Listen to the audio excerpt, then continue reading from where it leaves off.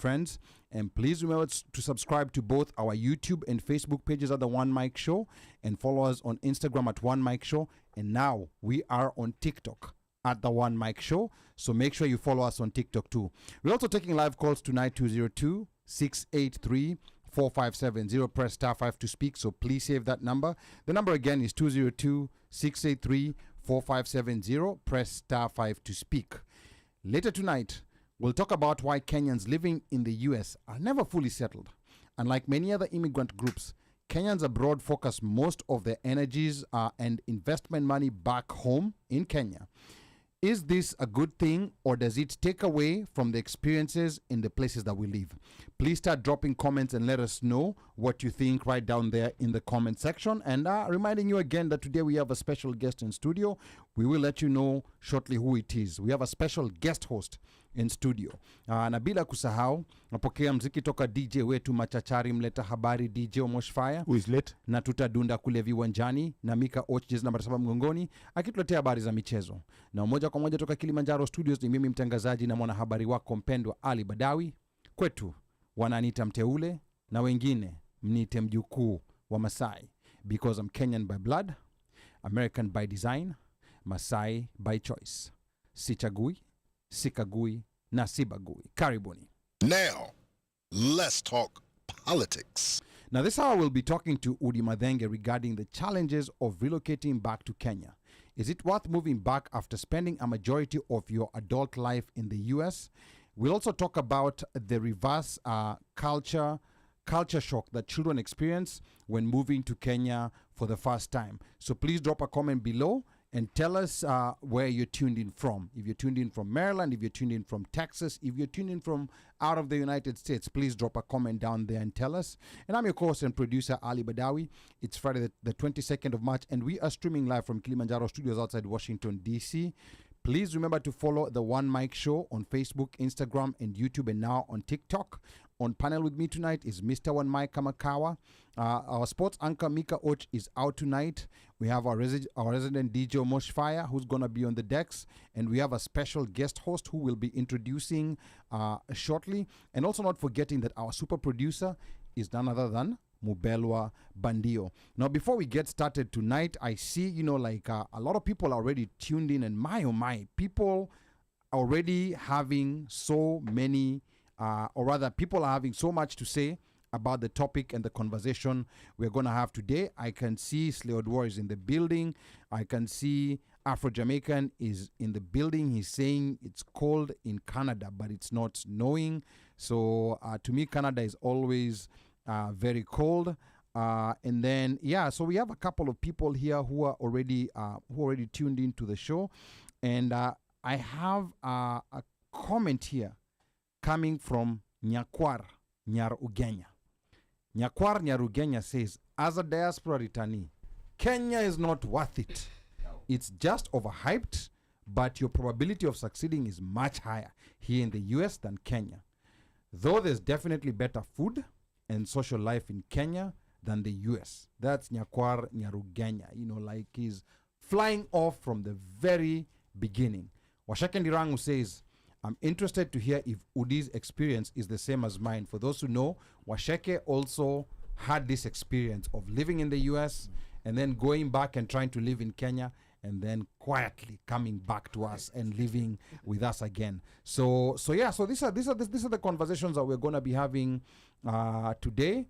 And then Apa Slay anasema ala huyu ndiye DJ Bandit. So it seems like Slay did not know who DJ Bandit was na amejua leo. Esa Mulusa all the way from North Carolina, karibu sana.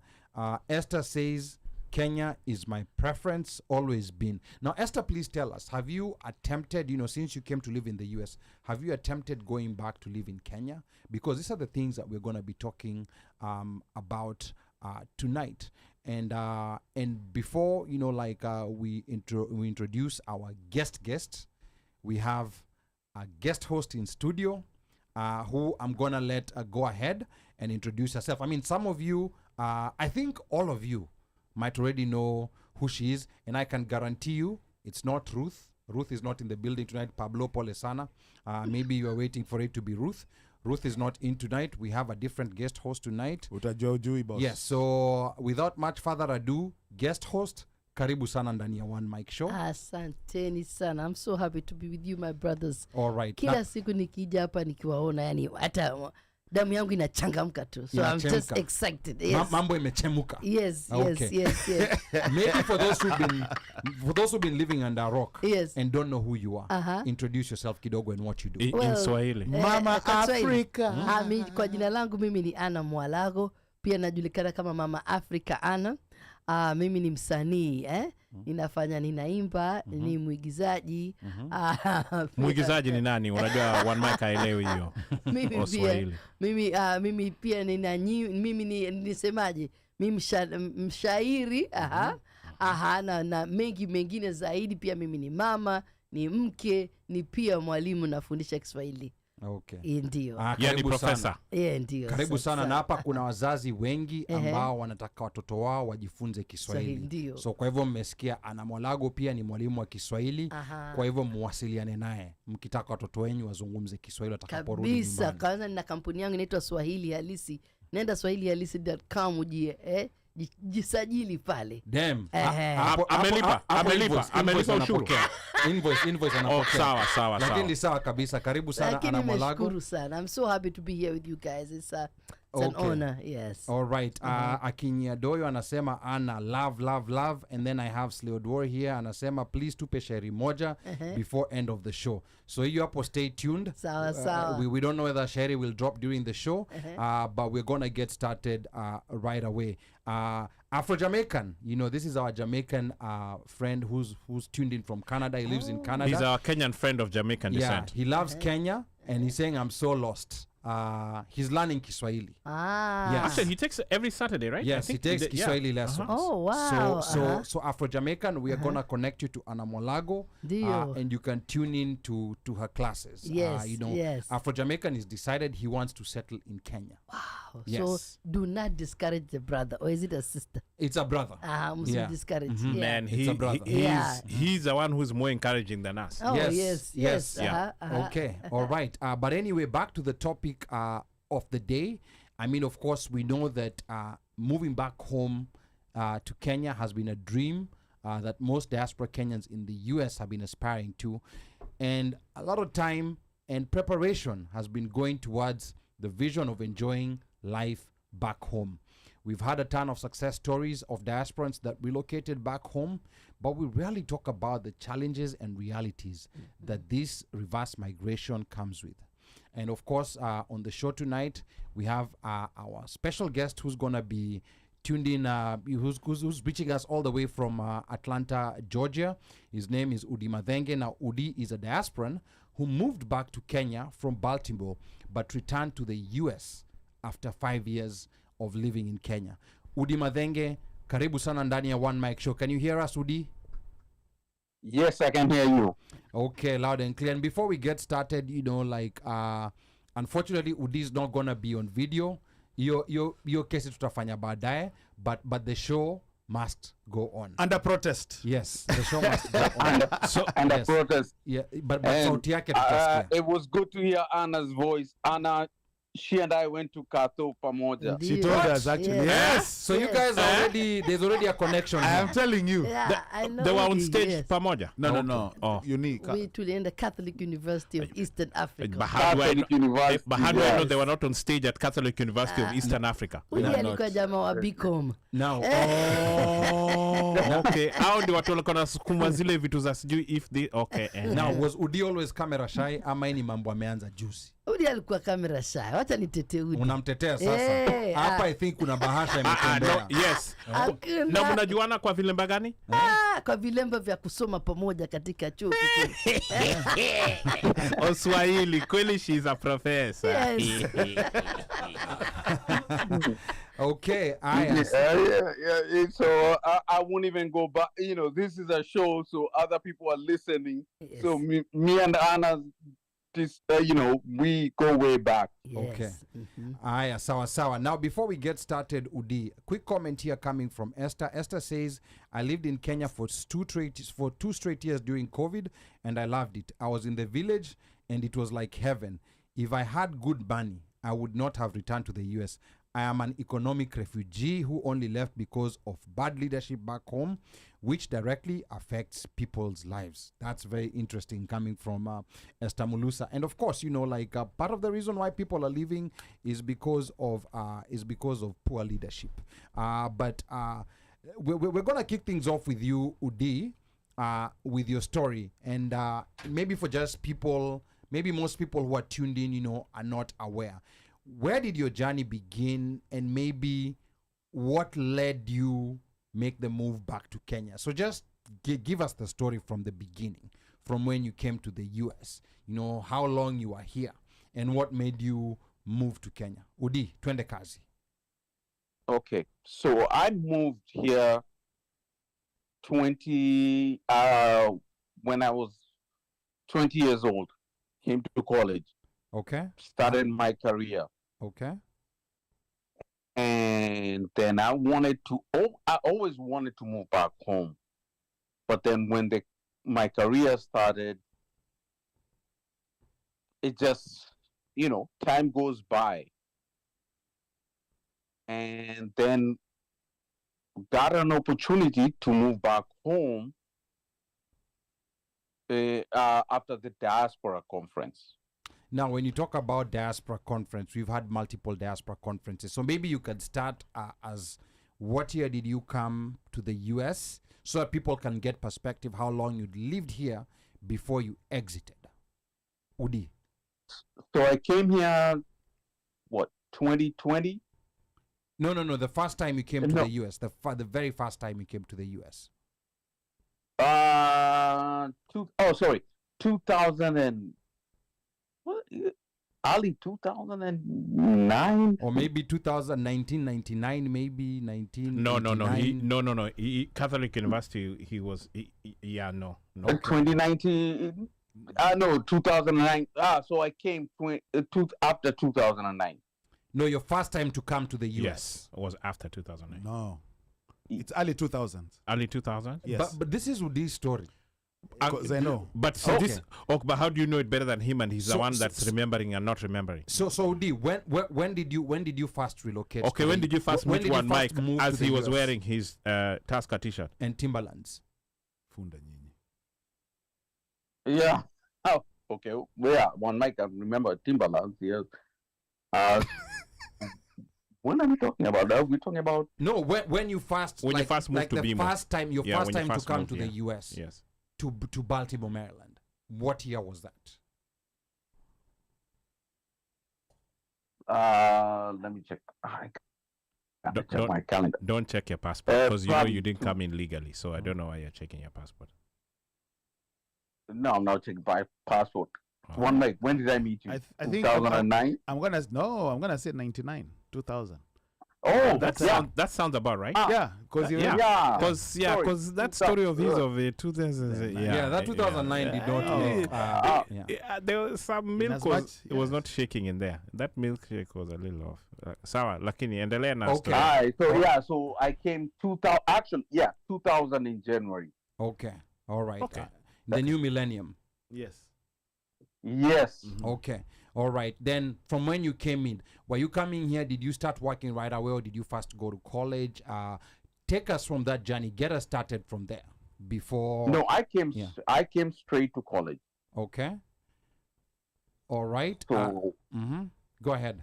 I was working part time, but I came straight to college, and I was a transfer from Catholic University to Towson. Okay, so you're talking about Oh. Catholic University of East East Africa. Africa. The one on the way to Rongai. Yes. Okay. All right, fair enough. So and then you went to Towson. So Yeah. how was that? Like when you said you're a transfer, does that mean that you basically your credits from CUAE came this way? Did all of them come this way, or you just got partial, or how did that work out? Most of my credits did get transferred to Towson. Oh wow. Okay. Okay, good.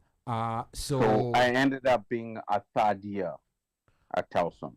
okay. Wow. Okay. Okay. All right. Very interesting. So then take us now from when you graduated from Towson all the way to now to what you mentioned, the Diaspora Conference. So just give us a brief synopsis of maybe what you were doing, during that particular period of time leading up to the Diaspora Conference that you talked about. Udi. So I graduated, I did my MBA Mm-hmm.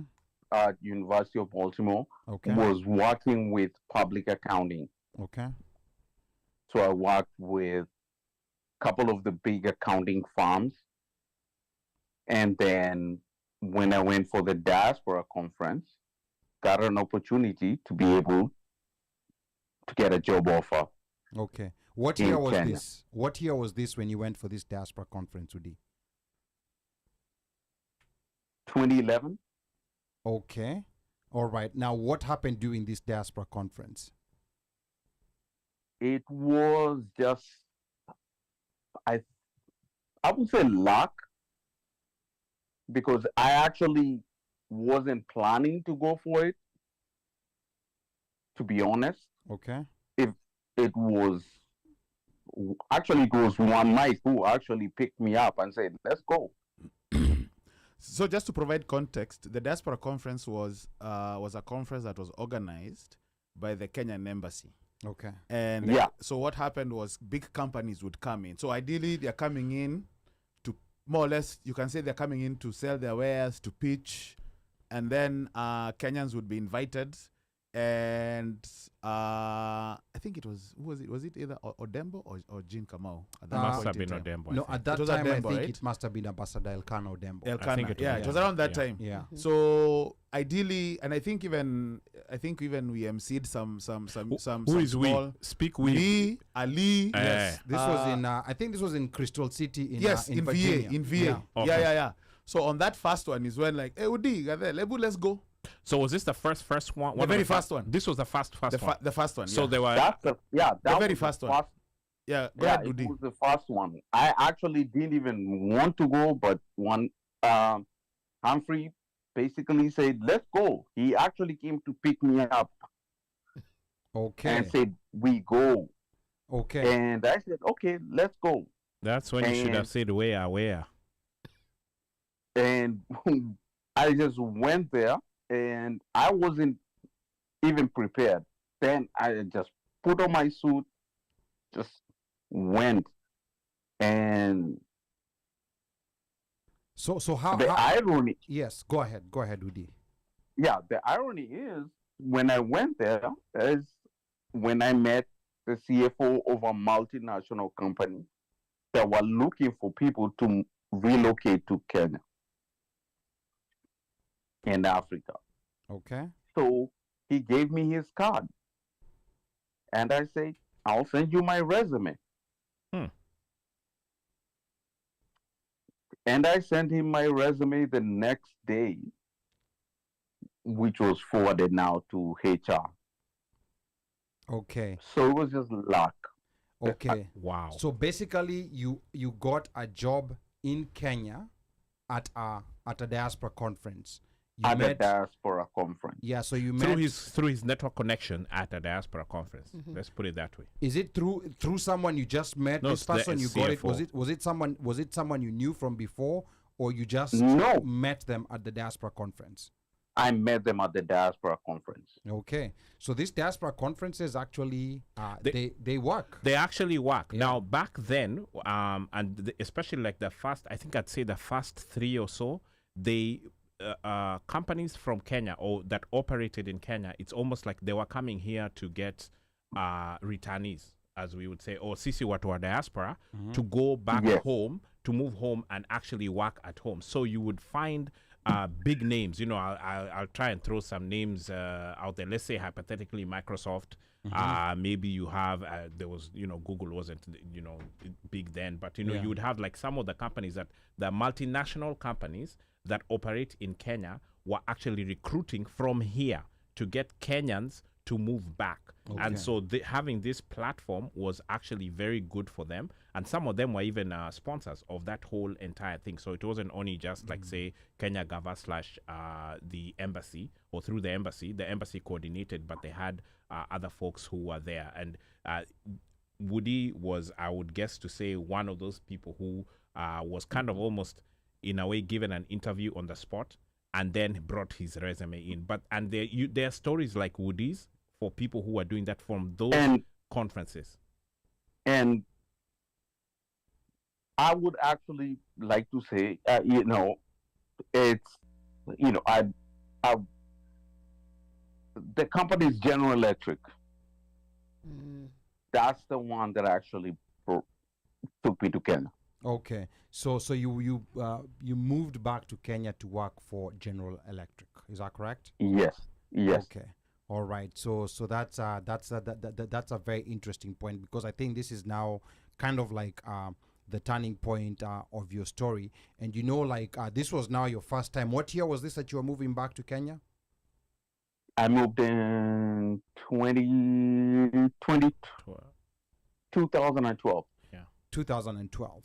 Okay, so you came in 2000, and then after 12 years, you are now moving back to Kenya because you found a job with General Electric, and it was kind of like your first time relocating back to Kenya after coming to America.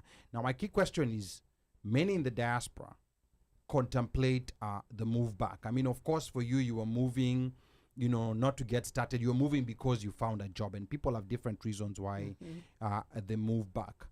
Take us back to when you moved back, because most of us have the experience of traveling back to Kenya, back and forth. Like I'll give an example. In the 20 years that I've been in the US, the most I have stayed in Kenya is 6 weeks. I have never been in Kenya for more than 6 weeks. So how are you? How do you call yourself a Kenyan? And no wonder you people are called bunnies. Oh, sorry. Yeah, but even that, before he answers that, I just wanted to know how was he feeling? There's a feeling, that did he long to go back? Was it something that he was looking forward to because he was sick and tired of America? Yeah. Or was it just happenstance, Udi? So the challenge, it wasn't a challenge. The one thing about me is that I used to go home every year from the time that I actually came here for Kole. So for 12 years, so we're talking from when I came here like 2000 up to 2012, every year I used to be there for 3 weeks. Yes, I was a summer bunny or winter bunny, depending on the time I would go. But every year I used to go. So it was not a challenge for me. But then you have to realize relocating is a different thing.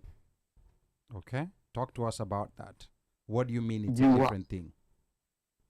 You have to look at it when you have kids. Where do you actually take them to school? Where are you going to live? So those are things I had to think about. Okay, so now, this is now a new part to the audiences that are listening. So by the time you were relocating to Kenya, you already had a family over here in the United States. So you were relocating back with your family and not by yourself. Is that correct, Udi? Are we getting you right? Yes. Okay. All right. So that's even harder. Yeah. So now, even before we get to the part of the family, because that's an added layer of complication. There are those people who are relocating and they just move by themselves. But now here there's an added layer of complication of a family. But now, before we get to that added layer of complication, what are just some of the, the assumptions or maybe uncertainties that those of us who've not relocated back will catch us by surprise? As in, what caught you by surprise, after being a summer bunny for 12 years, and then now here you are back in Kenya. Now, outside the family part, what generally just caught you by surprise when you returned back? Udi? Gari. Oh, sorry. Go ahead. I, to me, was trying to figure out a lot of stuff with regarding to where the kid's gonna go to school, getting the help, getting make it, there's so many things that in Kenya that you just can't even be able to organize. Getting my wife to be able to drive around, those are things that just took time, right? And but even before that, I just wanted to know, what was your motivation? You see, the thing is, we all have dreams of wanting to go back home, but there's always going to be something that pushes you to the edge. Like, one thing for me, especially as you say you have children, you think about the school system here. They could be different kind of shootings and all this kind of stuff. There's always something that it's a turn off to living in this country, that you're like, I'm ready to go. So was your motivation just the job? Because I'm thinking it must be more than the job. Was it family that is home? What was the driving No, force I there? think, Anna, that's a very good question. And I'll be honest and say it was a selfish motivation of me trying to go back home, right? Trying to go back and Why live selfish? Because you didn't think of the family?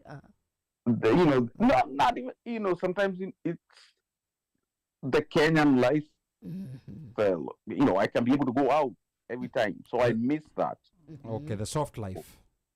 The soft life. Okay. So I miss that, and it was selfish on me. Okay, now Jacobo is asking reverse culture shock. I know you said that you kept going to Kenya every year before you relocated, but is there any culture shock that you experienced that now after relocating? Because there are those things that you'll experience during your short vacations, your 3 to 4, 5 week vacations. But was there like any particular culture shock that you experienced, you personally, once now you set your foot in Kenya and I'm going to live here? And also over here, Juang is asking, did the company offer you any relocation packs? Ama you had to sort it out all on your own? Let's start with the culture shock, and then we're gonna go to the relocation. The part. culture shock. Yeah. Oh, okay. The culture shock was more the work ethic. It's a little bit different. Talk about that. Talk about that. How different is it? Kenyans are hard workers. Kenyans here, we work harder than Kenyans in the than Kenyans in Kenya. And I'm not knocking down on Kenyans in Kenya because I know they work hard, but we're used to 16 hours a day sometimes, right? Yeah. So when I was doing 16 hours a day, they would ask me why. So that's a different culture shock. Okay, so is it that is it just a matter of amount of contact hours spent at work, or because you talked about like work ethic, or is it also what's done during those hours while you're working, Udi? No, the work ethic is there. That I can guarantee from my experience. It's maybe because we're just used to putting more hours into our jobs. And because sometimes some of us maybe will be working 2 different jobs. So we can be able to work 16 hours. Okay. So Udi, do you think, I know you mentioned that, sometimes you did 16-hour work days. Is it because of, say, your particular skill set? So during a certain time of the year, you guys have to close books, the quarter is over, and so on and so forth. So you have to put in more time so that because you have this deadline that can't be moved, and you're trying to get to that deadline. And so for you, you're putting in the hours that are necessary to get the deliverable, unlike, say, your Kenyan counterparts who are like, hey, it's 5 o'clock, me, I'm out. Is that what you're talking about? Yes. Okay. So for me, I would rather just get it done, even if I have to work till 11 p.m., 12 a.m. Understood. Okay, all right. Udiza But it's Wakaholi. also a personality mindset. Yes. Mhm. I'm not gonna say it's because of job. It's just my personality. Okay, I'll work till 12. That is me. okay. I don't expect other people to do the same thing. Because do you But realize that's also unusual even in the US. It depends on the field that you're in. Yes. And that's why I asked that, and I specified the deadlines, deliverables. The people who normally work that way are either people who are in tech or people who are in finance who have deliverables. Deadlines, yeah. Their deadlines Yes. by the end of the quarter. You have to Okay. close those books. You have your client stuff, and that deadline, it's not like you can move the deadline. The deadline is the Yes. deadline. You Ah, know. okay. I totally agree with you, and that I'm saying it depends on the person. That's why I say for me, that's who I am. I'm not saying I expect everybody to work till 12 a.m. Okay. Yeah, That's not expectations that I have for other people. That 12 a.m. or 1 a.m. That's not what I expect for other people. But if I do it, that's just me. okay. It's how I was grown. Yeah, and the reason I ask is maybe it's because I'm the opposite. I'm one of those people. If my time to leave work is 5:30, by 5:25, I'm already packing. Your pencils and your Oxford set. No, I'm packing. Like I'm ready. Like by 5:30, even before 5:31 hits. Yeah. My car has started. I'm gone. Okay. Yeah, And and again, that's okay. go ahead. That's okay. And that is okay. That doesn't say that you haven't done your job. It just means some other people have different reasons to work till later. They just might like it. Okay. Yes. Yeah. All right. Okay. Now, Esa Mulusa here is commenting, and she says, "Life in Kenya is great. I found myself living a lifestyle which I can only dream about here. My colleagues at Masinde Muliro University belong to the sports club, rubbing shoulders with the who's who in Kakamega County. In America, my colleagues don't live the same way. There is more honor back home. I need to go back. I'm this country." Basic human respect in this country, basic human respect is lacking. The Trump era brought racism to the fore. I am tired. That's Esa Mulusa right there. And then I think that's all us black. And if you people. guys remember, she should be listening to us. yeah, from, she'd from be tuned whatever. in. Yeah, she'd be From tuned in to Busia. us from Kakamega. From Kakamega, When did she come back? I think she came back after the pandemic, but Esa Mulusa, you can tell us that. Then there was the other question that came to you, Udi, regarding parks. Like when you moved back to Kenya, did you do it at your own cost, or did the company pay for your relocation back to Kenya? Udi. Okay. So the good thing of the benefit that I got, that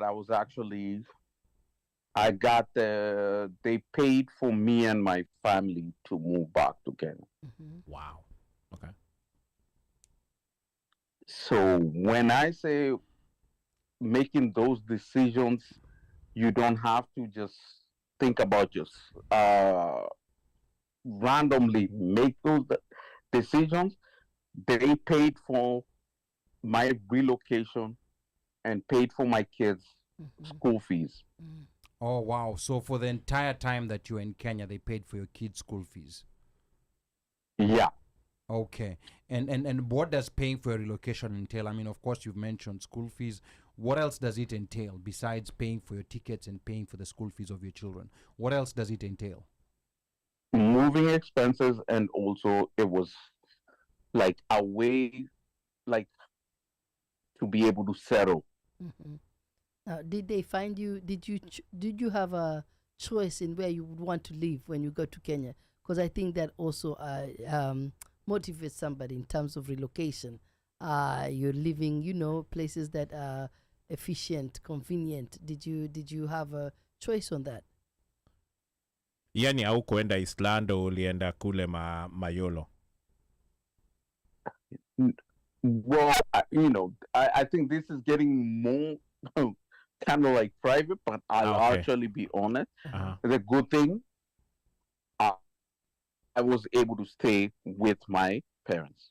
Uh-huh. Okay. Ah, Okay. okay. That's good. A So, support so system. for the entire 5 years, No, or Just- just when I you moved. got there? To give you a soft landing, so to speak. So it's not like you are out there looking for an apartment. You go in. At least you had a soft landing initially, and then you Yeah. guys. Okay, understood. Okay. And I So- think the reason I'm asking that, I think it's all about the motivation. And I think, number one, of course, once you get a company, home is home. You love home, definitely. And you get a company that says, okay, I'll pay you to go back, to pay tuition for your kids and all that kind of stuff. I mean, and then of course you said you had your own selfish motivation because you are used to Kenya, used to that, happy life, Friday life, all that kind of stuff. So it's obviously there were some benefits of you going back home, but definitely I don't want to jump the gun, but I would want to know that at what point, when you feel like, this life is not cutting it, let me go back, but maybe I'm going too far. Let me let Ali and them to tell us, add some more before you get to that place. The student is ahead of the class. Yes. Fukuzwe. Yes. And the Fukuzwe. Yeah, no, Fukuzwe. No, the reason why I was asking is because, like people move back home under different circumstances. Yeah. Correct. Like Udi, for example, landed on a job and he got a soft landing, Yes. like where you have this company that's paying for his relocation. So that financial burden Hit. was The not, hit, yes. it wasn't there. Yes. Yeah. it wasn't Because there's there. that Yeah. financial hit, that you get when you're still trying to find your way. Yeah. When you're moving back home. Just imagine, Ali, not to cut you off, Yeah. Pole. Imagine you have to pack your entire house, put it into a 40-foot container, or try to get things into a 40-foot container, and not just you. It's you, toys, wifey, whoever your significant other is, unaeka kila kitu huko ndani, and then you wave bye-bye to the truck, and you go to Kenya. Eventually, vitu zako zitakuja, because they're being shipped. Yeah. So that's what a normal person who's returning, part of their return process is, because you're going to be moving your belongings, right? But for Udi, he was lucky that he had somebody who was bearing the financial part of it, because I mean, a container is not cheap to ship a container. We all know it's bei yake, normally we even split containers when we want to ship things, so that part can be even the most traumatizing, let alone ikifika Kenya kufanya clearing. That's also another story. So having that, it is expensive. Yeah. Like I don't want to go to costs because that was 2012. I don't want to go to costs because all I had to do was just give the receipt to the company. But that's, I guess, a decision that when people say that they want to move to Kenya, they have to realize if you're going to pay for yourself, we're talking about close to $20,000, $30,000. So when you talk $20,000, $30,000, is that just moving your stuff, or does that include, like air tickets for your family, and all the costs associated with moving shipping. back? That's only shipping. That's a shipping things. You gotta pack all your stuff and everything. Okay. Now, what? Okay, so 20,000 shipping. What's the estimated total cost? Like, let's say, for example, if I decide I want to move, in 6 months, what's the expected, total cost, like we are talking about? Let's talk about someone moving back with a family, let's say like a family of 4. What should they have in mind? Because sometimes on paper, these things look easy and straightforward, but when the numbers start hitting, your bank account, you start realizing that you're spending a lot of money. So what approximately how much would you tell me to prepare? How much money, Udi? Okay, number one, I would say probably it doesn't even want to ship furniture back home. It doesn't make sense anymore. Huh. Okay. Because you can be able to get them from Gong Road. Okay. Doesn't make sense, Okay. right? So you can buy furniture in Gong Road. Okay. Even TVs now, you can be able to get them from the shops there. Okay. But we're now talking about, like, look at it from just tickets. It will be 10,000. Okay. Tickets for the family. Yeah. Okay, that's understandable. 10,000. That's 4 people. Yeah. And then there'll be some stuff that you want, that you want to ship, like personal stuff that you have emotional attachment to. Like that first book for your first lecture where you passed the class. That like Yeah. sorry. And, and the pictures that you cannot be able to Correct, put yes. in your, Yeah. Yeah. So those you'll have to ship. So I'm thinking moving back home right now would probably cost you 20, close to $30,000. Close to $30,000. Without yeah. your furniture. Okay. Without your furniture. Yeah. Without furniture. Yeah. Nyinyi watu. So close to I swear. $30,000. Yeah. So Kenana furniture maybe we're Mutafanya now, nikaendelee tu kukaburi. we're now talking $40,000 to $50,000. So that's just to get And then started. now you go home, then you have to buy furniture. Yes. Correct. Okay. Okay. And all right. find a place if you're purchasing or you're sorry, yeah. I'm ahead of the class. Yeah, so you need to figure out. So I think that's the important part that I think sometimes people don't have context to. I mean, for your case, you were just looking at these prices on like the invoices that your company was paying, but now for a normal person moving, this is money that's coming directly from their your their pocket. bank account, Yes. from their pocket. So that's so you might be tapping even into hypothetically 401k over here because where umepiga zile calculations I'm not gonna be here at 55 or wherever it is. Yes. So wacha ni But hizo do remember, zote niende. you have to remember, but your 401k, when you remove it, Yes. There's a you penalty. get that. I think 30%. It It depends on your Boss, tax bracket. It, There's de- a- it depends on how you play the game, but I Yeah. don't want to tell you how to play the game here. But Yeah. you know, there's still gonna be that Correct. discount that's gonna have to. You'll Yeah. have to pay our nushuru whether it's upfront or back end. Yeah. You will have to pay. Yeah. Yeah. So now you're already in Kenya, and of course Udi had a soft landing. So the next thing is to figure out what school your kids are going to. And of course here you have a situation where a company is paying for you. But to that person who's returning, let's say they have 3 kids, and they're looking to take their kids to a school that will almost match, because you're not taking your kids to a public school.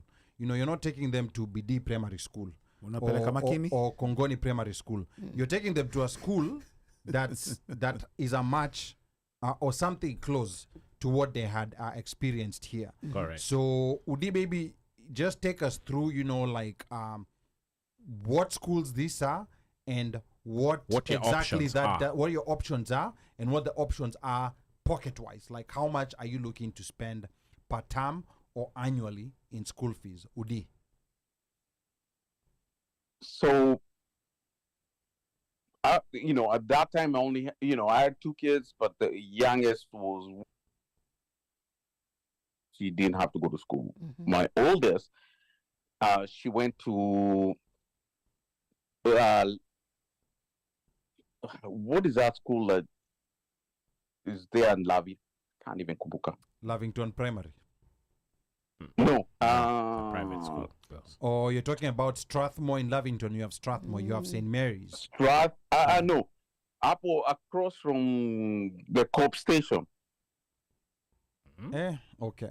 Now you're talking to people who've lived in the US for 20 years. Yes. So when you say the Coop station, All you're right, thinking so, of Montgomery yeah, County so, Police. I'm sure somebody's gonna comment. So and she then went to like a, Rusinga. she did school there. Rusinga. No. St. no. Austin's? No. I don't know. I'm No, just. Oh, those- St. no, St. those- Austin's. No, after those are St. not. Austin's, I'm trying to kumbuka. But anyway, it was about 100K per year. I think 130K per year. Okay. Then. Okay. That time. Then, yeah. So this is 12 years ago. Yes. 13. Okay. Yeah, 12 years ago. And Udi, you're breaking up. I'm not sure whether you can hear us clearly. Your line. Me, seems- I can hear you clearly. Okay. Okay. All right. Okay. So, Yeah, so we're talking about 10 years ago. Okay. Yes. okay. So that's how much it was.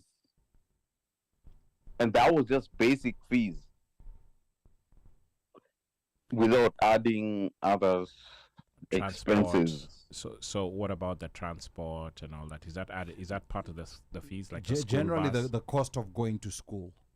Books. That was, Uniform. because I used to pick her up or, Okay.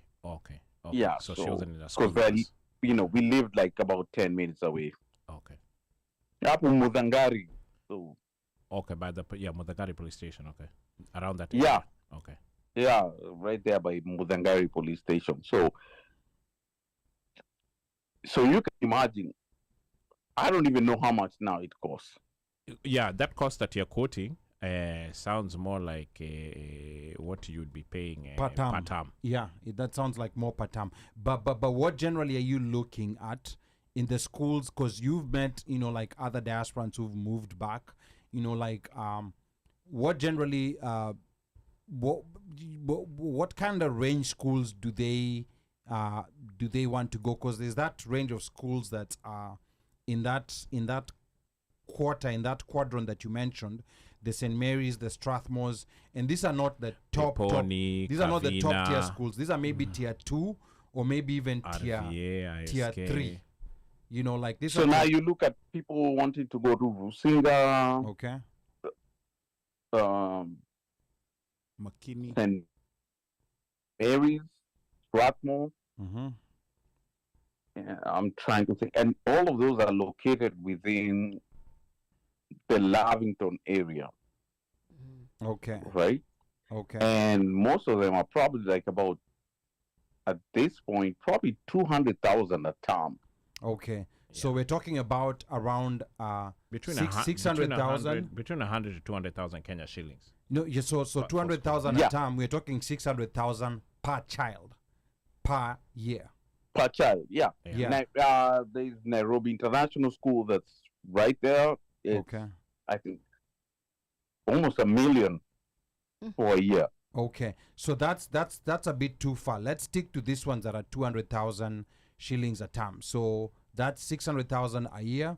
And you're talking if you have 4 kids, that's, or let's say 3 kids, 4 kids, like that's a bit beyond. Let's say 3 kids, that's you're talking about 1.8 million to 2 million shillings a year.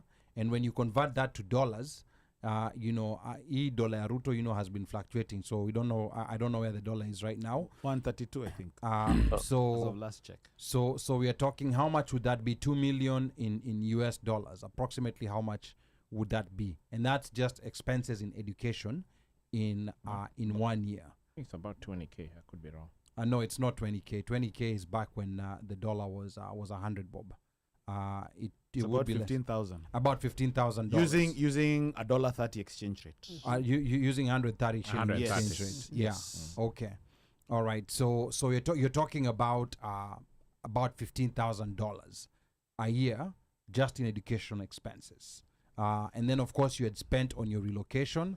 And then now you have this $15,000 a year that's coming for the education part. But of course we have Udi here who's being taken care of by the company. The company is paying these expenses. Assuming you have that type of thing. But again, Yeah. that would be about the expectation, Yeah. because the thing with the schools as well is that you would need to, you want to take your kids to schools that are conversant or similar to what they're doing here. Yeah. Because obviously if they enter our public school system, Yeah. it's so far off from where they are. they can't survive. The catch up. Yeah. They can't survive. The catch up can be a little bit much. Yeah.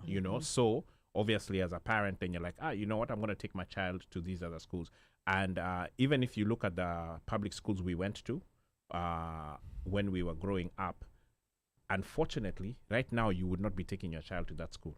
Unfortunately. No, unfortunately, yeah. It's because the schools have been run down, and then the class population, whereas I think we used to be anywhere between maybe 30 to 40 kids max in a class, now they are like double that. Okay. 100. Now, before we go back to you, Anna, I want to come to you. Yes. Has this thought of going back home ever crossed your mind? Yes, most definitely. Okay. Our story Okay. Yeah. bui. I mean, no, seriously, it has, because that's what I wanted to know. Because honestly, yes, I know that there was a motivation for him because he got a job, but at the same time, I believe there is the fact that, because unaona nyumbani ni nyumbani. Correct. You feel like know that there's, for me, especially for me, if you right now everything being wonderful, I will go because I feel like I don't want to have to leave watching my back thinking that I'm at the mall, somebody gonna shoot or not, or anything. I can't go even to watch a movie, or I can't be at a club because I don't know what's going to happen. There's those things that make you feel like if I go home, I don't need really to worry about gun violence as much as I worry about. There's a social benefit. Yes, there's a to being social there. benefit. Yeah, Yes. you have to worry in Kenya. You have to worry about your drink being mochelled by Yeah, mochelled babes. But By see, Mochele babes. Mochele babes, those are guys who are the bar next door. but if I'm not going to clubs as much, or I'm not doing all those kind of things, I just Ama Kasimu ukiongelea kana hurio. Yeah, exactly. You have to worry about those things now in Kenya about crimes, So I mean, petty crime. Yeah, Petty petty crime. crime. Yeah. So I think and then of course, I think the other aspect many people want to go back home is also the investment. You are investing in a property, you want to build, you want to maybe even start your business. So I think there are aspects of going home. If you do have something that you can fall back to, that's wonderful. Or if you have enough money that you can be able to support yourself without having to look for a job. I think many people come back because umefika huko na una namna ingine, then you have to work for somebody. It becomes difficult when that job is out. Okay. Yeah. Also family. I think that at the end of the day, family, our support system here is the family you make here. Yeah. Not necessarily your family via blood. Yes. But when you're home, you have both your immediate and extended, and you don't have to go very far. The Yeah. support system is stronger. Yes, the support system is right there. So that whole adage of raising a child with the village Yes. is very true, and it still exists at home. Again, how you shape it, how you Yes. morph it. Just like when we grew up, we always knew about Uncle Nani, Nini, and our cousins. Yeah. Maybe on dad's side, mom's side, we are always connected. But so having that family connection, I think it goes a very, very, especially if you have younger children, because you want the younger children to connect with their relatives, their cousins, uncles, and things like that. Yeah, Yes, but later on we are going to try to understand, like what motivated Udi to come back, to leave all that, like after spending 5 years That's in what Kenya. I'm curious to know. Yeah, I mean, yeah. why they're going and they're coming So back. stay tuned for that. I think but he you generally might- could not be electrified. Oh, sorry. Yeah, but Wacha Uno Mike read for us a few comments, and then we're gonna get back to you, Udi, on what motivated you. All these good things about going back that people are talking about here. What made you decide? No, this is not worth it. I appreciate this, but let me just go back to the US. So the comments here coming thick and fast. Slay over here is asking, did you negotiate pay before you left? How was the pay? I don't think that has been answered, but anyway, Yakobo Simba says here, work ethics, Kenyans in the USA work harder. True. Which I agree. Ju Wang, of course, here somebody's commenting as the one Mike show. If you choose to go back again, what would you do differently, knowing what you know now based on your experience? Haya, weka hiyo kwa mbosho. Esa Mulusa Shimalandavu. I don't know what that is. I think that's the area. Yeah, that's the area I think where she was when she was in Kenya. I read it and I read Shilawadu. Shilawadu is the I'm not going to say the Edgar Obare of TZ, but is a gossip blogger. Oh, from okay. TZ, yeah. So Kaiser Soze over here says, I can't wait to be there. No matter how long I stay here, I will never be Canadian. I will always be an immigrant. Jacobo is asking, beyond schooling, how did the move impact other family and social dynamics? Yeah. We're gonna come to we'll that. come back yeah. to that. Yeah. Okay. The decision was not his. The company made it easy. It was not an internal longing. And I guess Ju and Juang and Washeke are going at it. We're not going. They're discussing everything on discussions. We have to be aggressive because I think Juang said her experience in Kenya. So we have to be. So whatever other differences did you encounter in the work setting? For example, I did a short stint in Nairobi, but got feedback that we, diaspora, are too aggressive. And Washeke says we have to be aggressive to survive in corporate America. Also, Kenyans are conditioned to be meek and not to speak up or challenge authority. Yeah, that really bothers me. And even when you talk about challenging authority, that particular comment, just bad service at a restaurant. Just let's say plain bad service at a restaurant, and you see it. We sit down, we pay.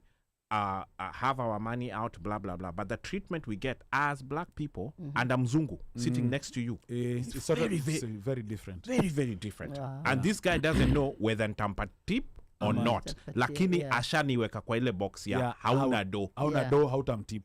So service is already Madhogodhanio. hapa.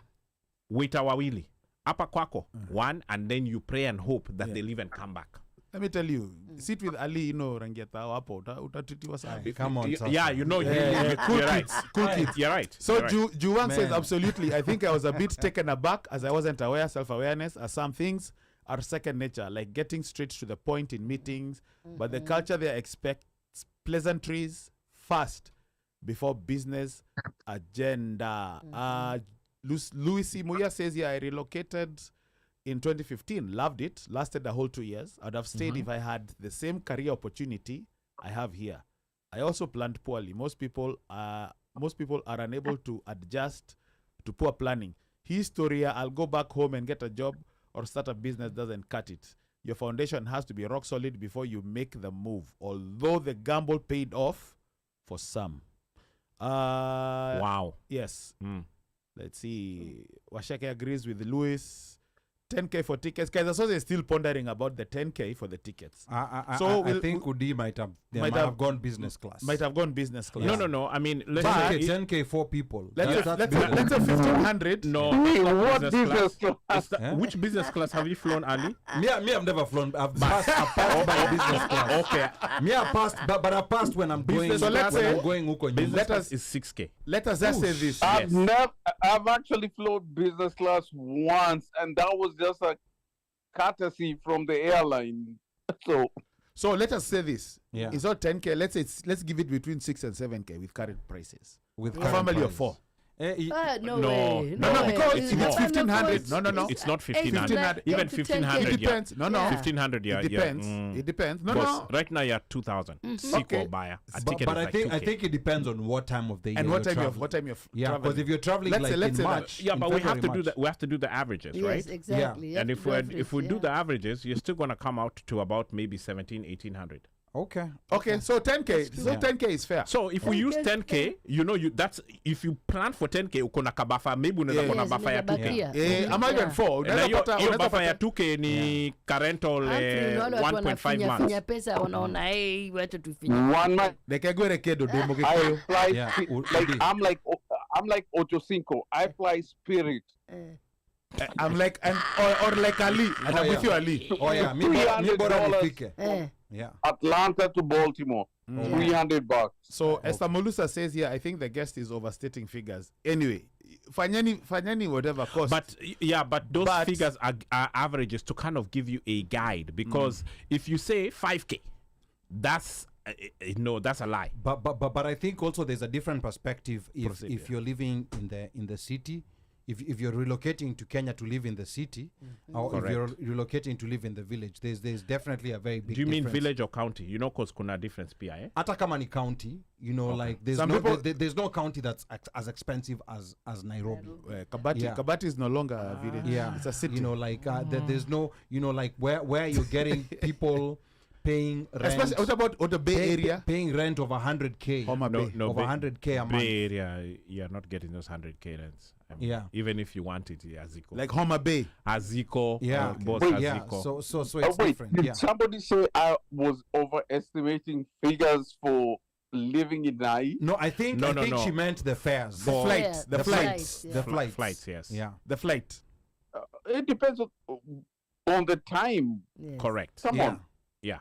That's what we're saying. I think you have to Mhm. play around, but right now, tickets on average are costing 16, 17, 18, and Yeah. depending and also the time. Yeah, it depends, yes. Ah. It just depends. Correct. Okay. All right. Now the other question is now when you're in Kenya, you're meeting all these other diasporans who returned without a soft landing. So talk to us about the experiences, because we've had so many success stories. You know, like we see them always on social media, we see them being interviewed. But what about, you know, like we're talking of the law of averages, you know, like the average diasporan who relocated, what is their life like? The ones who never got a soft landing, they never got a General Electric to pay for their relocation. They did not get someone to pay fees for their kids. So talk to us about those, because I think those are the ones that I think people need to, or rather we need to know about. The middle, not the top 10%, not the bottom 10%, but just the average, the middle 90%. What is their life like? Udi. I don't want to say what their life is like. Mm-hmm. What I always want to advise people is always have a plan before you actually decide if you're moving from Kenya, from Europe, from US, and moving back home. Always have a plan. It's not gonna be successful. But you know, like it's easy to say that, but I think people need you know, like just an example of what to expect, because have a plan. Everyone has a plan until they get punched in the Yes. face. So when you talk And- of a plan, what exactly is a plan? What exactly does that look like, or what is it that you've seen that has made you feel like I've seen this, you know, like with people who've moved here who are catering for their own expenses. So this is what I would tell someone to avoid when they're coming back to Kenya. Udi. I had a good family support. Mm-hmm. That is one thing. That was an advantage that I had. And then, of course, I had the job Mm-hmm. that I was given. Mm-hmm. So I didn't go there looking for a job. I already had a job. Like, literally, I had an offer. The offer letter was sent to me when I was still in the US. So that was an advantage for me. I think what people have to realize that you have to think of worldwide opportunities. Don't just think that Mm-hmm. you go back to Kenya because you romanticize the whole Kenyan experience, that you go there and you are hanging every other week. That's all the life. So tell us about the life, because now I think Udi, you know, and the reason why I'm pushing you is a lot of people are pushing back, you know, like there's kind of like a disagreement with what you're saying. So talk to us No, based on the experience of people who've been in Kenya in 4-week bursts, like either every year or every 2 years. Like and what is I'm not day-to-day dis- life? I'm not disagreeing with people who want to go back to Kenya. I'm not disagreeing with that. And I lived there for 5.5 years. Mm-hmm. So, and I enjoyed my time there. And my kids, basically, I would love for them to go back there. Mm-hmm. That's not where the disagreement is coming from. Mm-hmm. My view, I think Ali is, would be coming from why we discussing about investing in plot in Roiro or Ruaka Mm-hmm. and not investing in stock markets in GM, Ford, Facebook, because our kids are never gonna actually move back to Kenya. We have to be realistic about that. Let's be honest. My kids will never live in Kenya. They'll visit, Mm-hmm. but they'll never move to Kenya. My thing is, I like where you are going with this, because I'm so curious to know, like, what made you come back, and slowly by slowly you're letting us know. But I just still want to know, for those 5 years that you lived there, what were the advantages? What were the things that you enjoyed, and then vis-a-vis what made you decide I want to come back. Yeah, that's a good question. I enjoyed being in Kenya. I enjoyed the fact that you can be able to. I don't. You just you have help in terms of like people taking care of the kids, or you just have your friends around you. I enjoyed that. So, but coming back to the US is a different experience. It's more, what do I want for the best for my family? What do I want for my kids? Okay, now talking about your kids, because I think this is a central point, especially for people who have families. And I think now you're addressing people who have families and kids, because it's different if you're single. Like if you're single, you can still experiment, hack it, try to see if you can hack it this side or that side. But then now when a family is coming in, there's a whole different dynamic, especially if your kids started their life out here in the United States, and the United States is the only thing that they know. Now, like as we get, because you haven't told us exactly what was the turning point. I know you've mentioned children, but you've not given us the turning point that made you decide, I'm gonna leave all this great stuff. Like all these great things people are talking about. Like good weather, social life, nini. I'll leave it all, Food, family, and come back to America. But now, before we get there, talk about the kids, because the kids is an aspect that sometimes people who are moving maybe may not have familiarity with. Did your kids enjoy being in Kenya? Like if you told them we're moving back to Kenya again next year, would they be jumping up and down so happy that we're moving back to Kenya? What was your experience like? What was the experience like for your kids in Kenya in terms of reverse culture shock? Udi? Well, the youngest was 1, so obviously there's no culture shock. Yeah. The oldest was 6. Moving her back again to the US, obviously it was a culture shock again. Wow, to be able to, see the US, come back to the US. But I think my view was what is the best thing for her? Like, and when I look at it, even from colleges, right? If I lived in Maryland, for example, I would say, I want you to go to University of Maryland. Mhm. That's where you want to go. When she's here, we always talk about she's going to go to University of Georgia.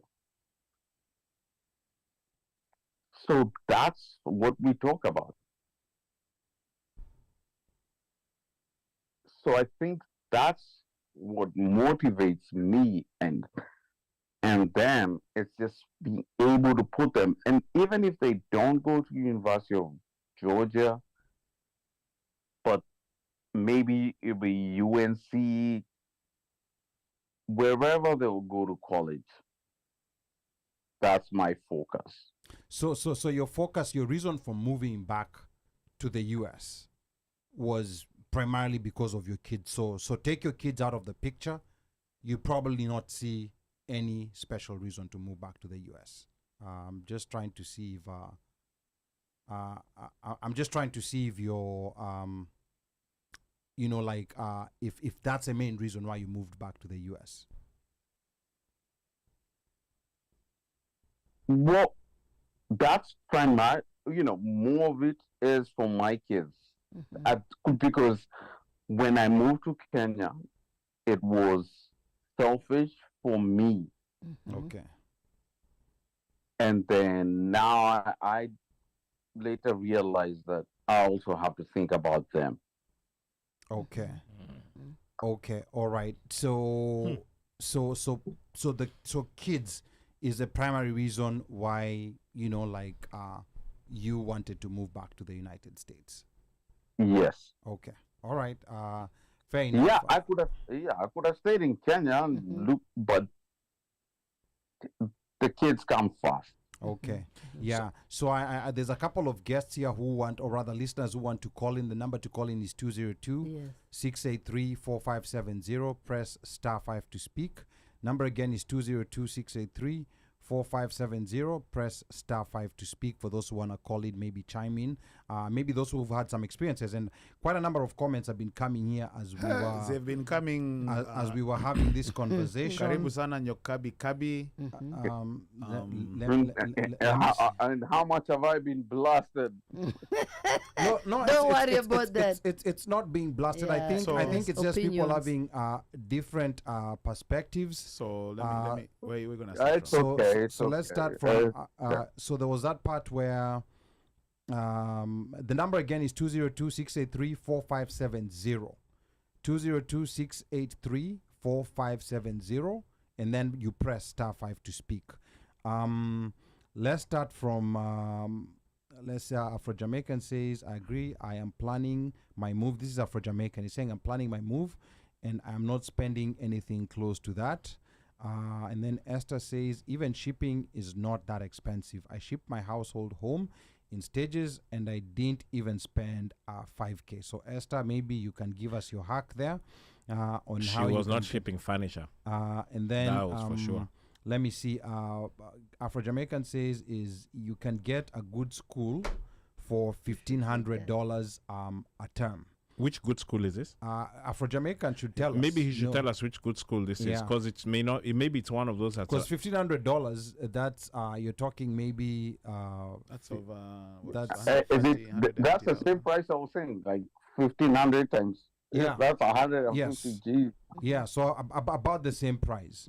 And then Afro-Jamaican says he will be flying coach. I'm with you, Afro-Jamaican. I've never seen any value in business.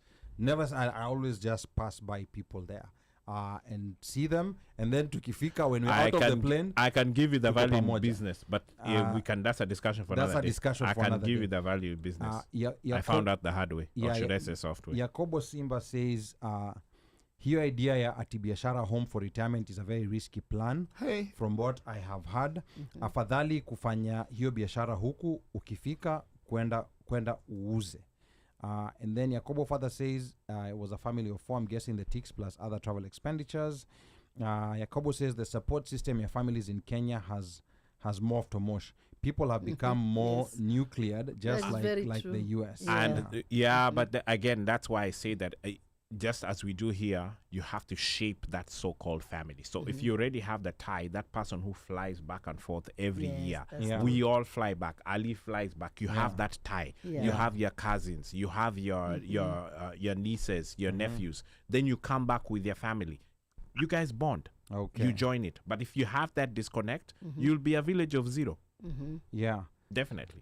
Okay, so again, the number to call is 202-683-4570. Press star 5 for those who want to give us a call. And then Esther says, petty crime is universal. I have been Correct. pickpocketed by a woman in Amsterdam. In Rome, they cut your pass and speed off on motorbikes, just like chokoras. And then... I'm sure huko bado kuna mchele babes. Yeah, and then Upper Slay is surprised about Trangia Thao. I don't even know what Trangia Thao is. And then Slay says, Kumbe tuko wengi who have passed by business class. Slay, Let me see see. me behind the tent. Your business will not have a class anymore. Okay, and then Nyokabi. Yes, some interesting comments coming from Nyokabi Kabi. She says, I'm in Kenya currently Yes, I like that and one. rent... Hold on. Let me help you. Let me help you. Where? Yeah. Where? Yeah. and Let me tell you. okay, I was a bit Niwanyita? slow on that one. Yeah, I was a bit slow on that one. Yeah. Mjukuu. Yeah. Cool kids. Sorry. It's so expensive here. I live 95% in the village, and if you live in Nairobi, kitakuramba walai, which is true. Yeah. And then Slay says you're right about pricing. Let me see. Washeke tells Nyokabi there is so much pressure to keep up with the Joneses, unlike in America. And Washeke also has experience of moving back to Kenya. And then Okay.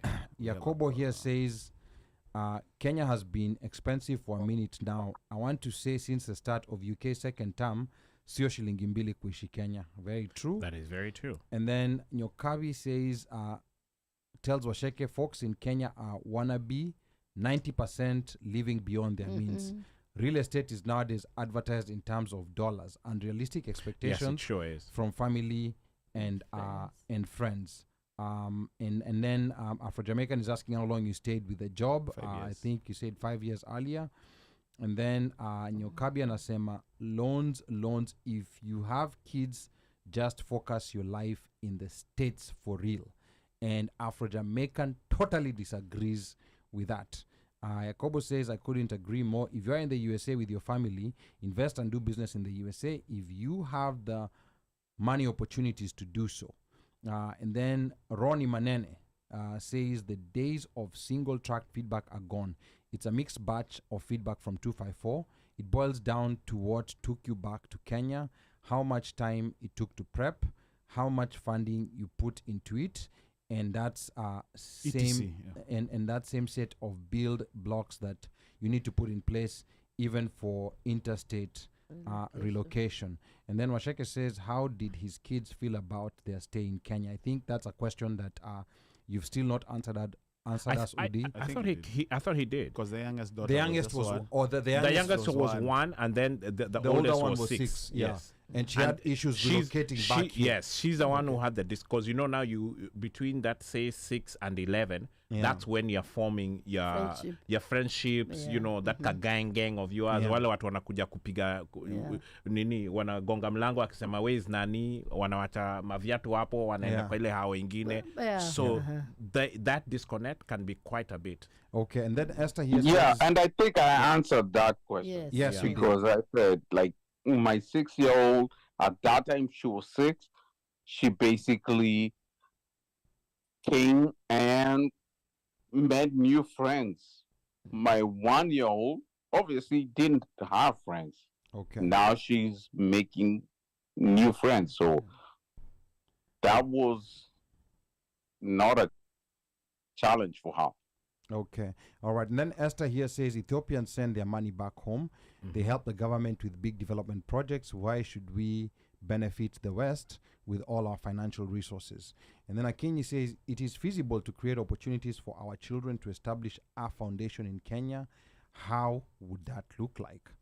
Afro-Jamaican, I know so many Caribbeans in Kenya and they love it. and I and so many non-Kenyan Americans moving there, there's something that he's not saying. So so you'll tell us what you're not saying.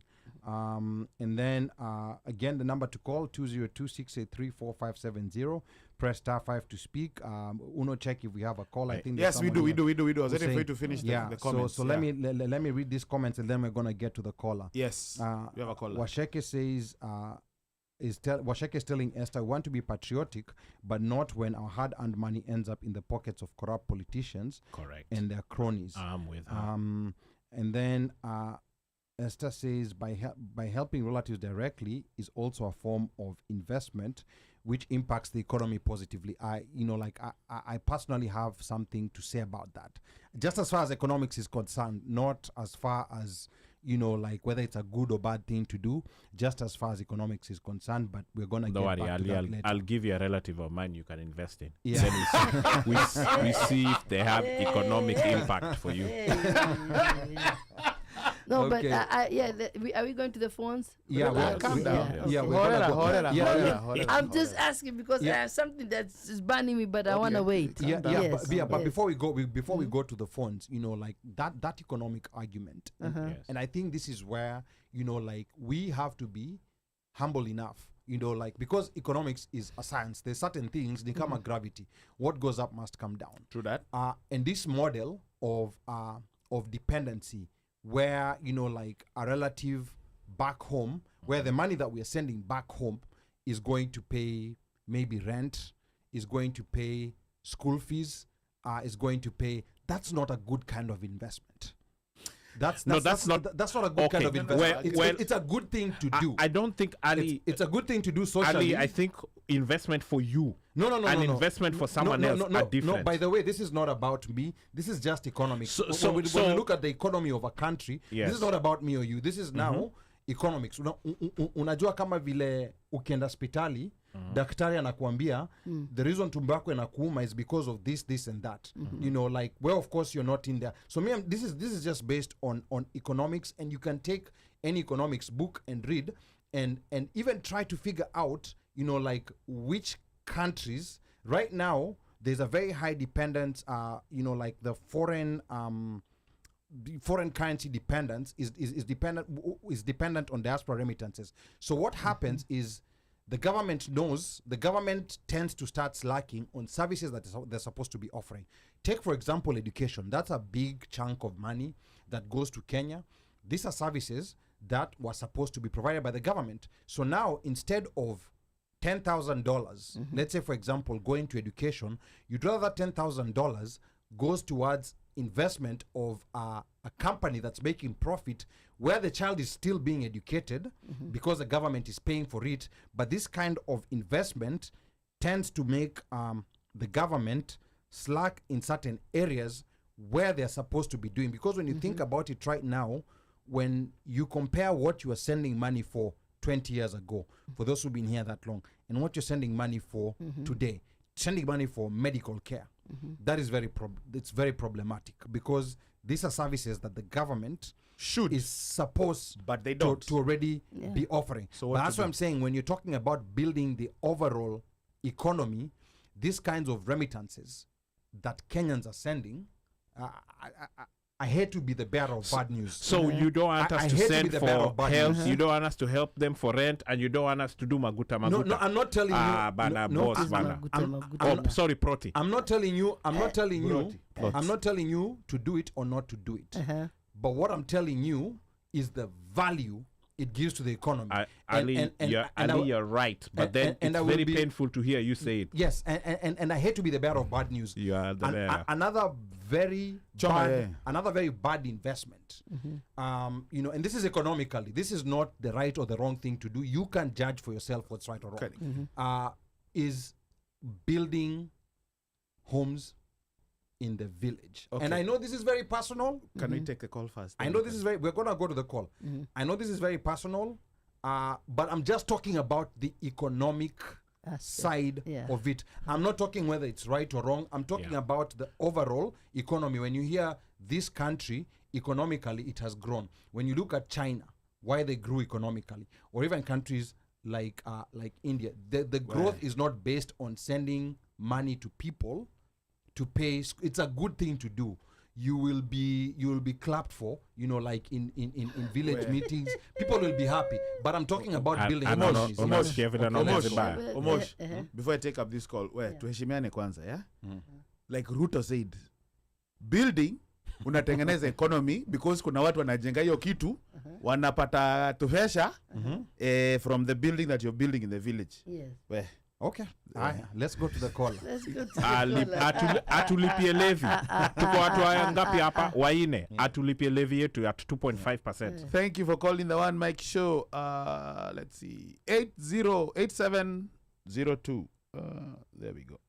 Are you there? 8702. Welcome to the One Mike Show.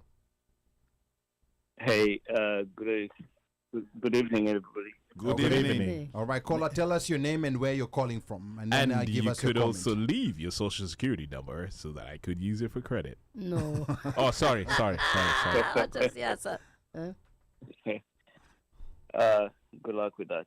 So, my name is Ron Imanene. Karibu. And I'm kind of a little bit. I'm trying here to figure out which part of the conversation to start with. My call-in earlier was about was pretty much a comeback to Udi Mathenge's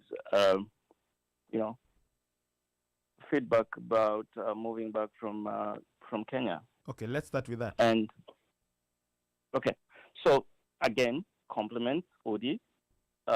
Going back to Kenya is a big deal. Relocation to Kenya, and again, relocation to anywhere, is really not one of those things that everybody does. The highest percentage of Americans have never moved outside of their current cities or counties forever. So you have achieved more than what Americans here have. Now, yes, I'm on the call, so. Yes, you can address me. Yes, I'm on the call. I'm glad to hear you're still on. Now, where my maybe ill-advised, and here you are to correct me, opinion is that having spoken to quite a few people that have moved to Kenya, including now your feedback, what I'm drawn to think or to summarize out of this feedback is that it's like I mentioned earlier in text, it's a mixed bag.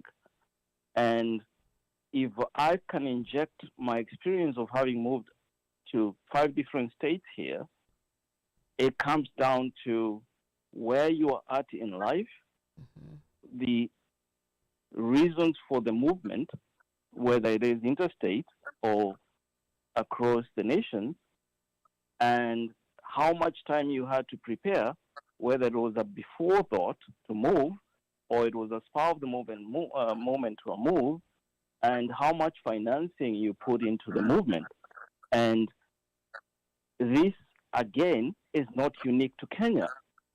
If you do just a Google search right now, digital migration or digital citizenship, or otherwise known as global citizenship, is a popular thing. Americans are finding that it's easier to retire in other countries than it is easier here in the U.S. from a financial aspect. So there's a lot of movement from the U.S. to other more economically advantaged countries, like Portugal is a great destination for Americans. Some parts of Mexico are great destinations, and Colombia. But even in that whole population of people that are moving, retirees that are moving, there are those that have come back to the U.S. in the same stride that you have, and their feedback is that, hey, it doesn't work to be in this or this other country. But again, it goes back to the preparation. So I'm not discounting your experiences in Kenya, but what I'm trying to say here, that it's not across the board, and the advantage that we have today that we didn't have in 2000 when I came here, or early in 1992, is that, sorry, Ali, I had to do that, Masai. That's almost. Jukua Masai. The advantage that we have is that it's not news that lifestyle in Kenya is expensive. It's not new that the dollar does not go as far in Kenya today as it did 5 years ago. It's not news, which means then that is what you put in play in your preparation for going to Kenya. Now, the other piece you said, or not you, that was discussed here is about kids. Where you are at as far as your social setup, movement back to Kenya, if you're just single and mingling, is different from if you have kids. It's also different where those kids are at. When I was moving around those 5 states I mentioned, all those relocations have been different. The last one to the DMV area, that is DC, Maryland, Virginia area, was where my kids were most impacted. Why? They were that stage in life where they had an input into why we're moving, what does that affect, how does that affect me? They are now preteens. So my point is, 6 years old, you can move them anywhere. They have no say, no hand in the game. Yes, but when if I was to move now, 2 years from now, or right now, I have 2 teenagers and a soon-to-be teenager. The conversation is different from when I moved them from Seattle in 2017 and now. So what I'm saying is, it all goes back to preparation and the situational, happenings, with all that. So I can't say that Kenya is a bad relocation, because as we speak, we are speaking to people who are doing great in Kenya. It's just very much, it comes down to the individual and the preparation you put in place. Yes, I think Ron, let me pause you for a moment there. One moment today. Ron, there's this pushback that comes that we hear a lot of success stories. We're not hearing stories of the middle 90%. So we're getting the top 10% stories.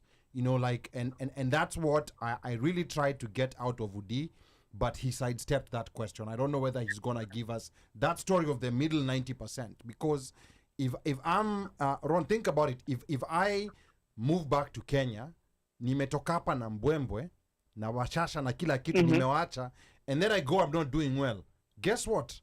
I'm not going to tell you, I'm not going to be advertising out there that I'm not doing well. But if I do well, there's a chance that I may say, oh, I started this business I'm doing here. So is there a chance that we might be hearing a lot of success stories, which is the top 5%, but then there's another middle, let's not even go to the bottom 10%, the middle 90% that we are not hearing. And that's, I think, what I'm trying to get I guess the middle 90% that we don't want to discuss is that number one, people don't have papers. Is that a reality that we have to accept? No, I'm not getting you there. You're talking about people in the. So, sorry, but 1 second.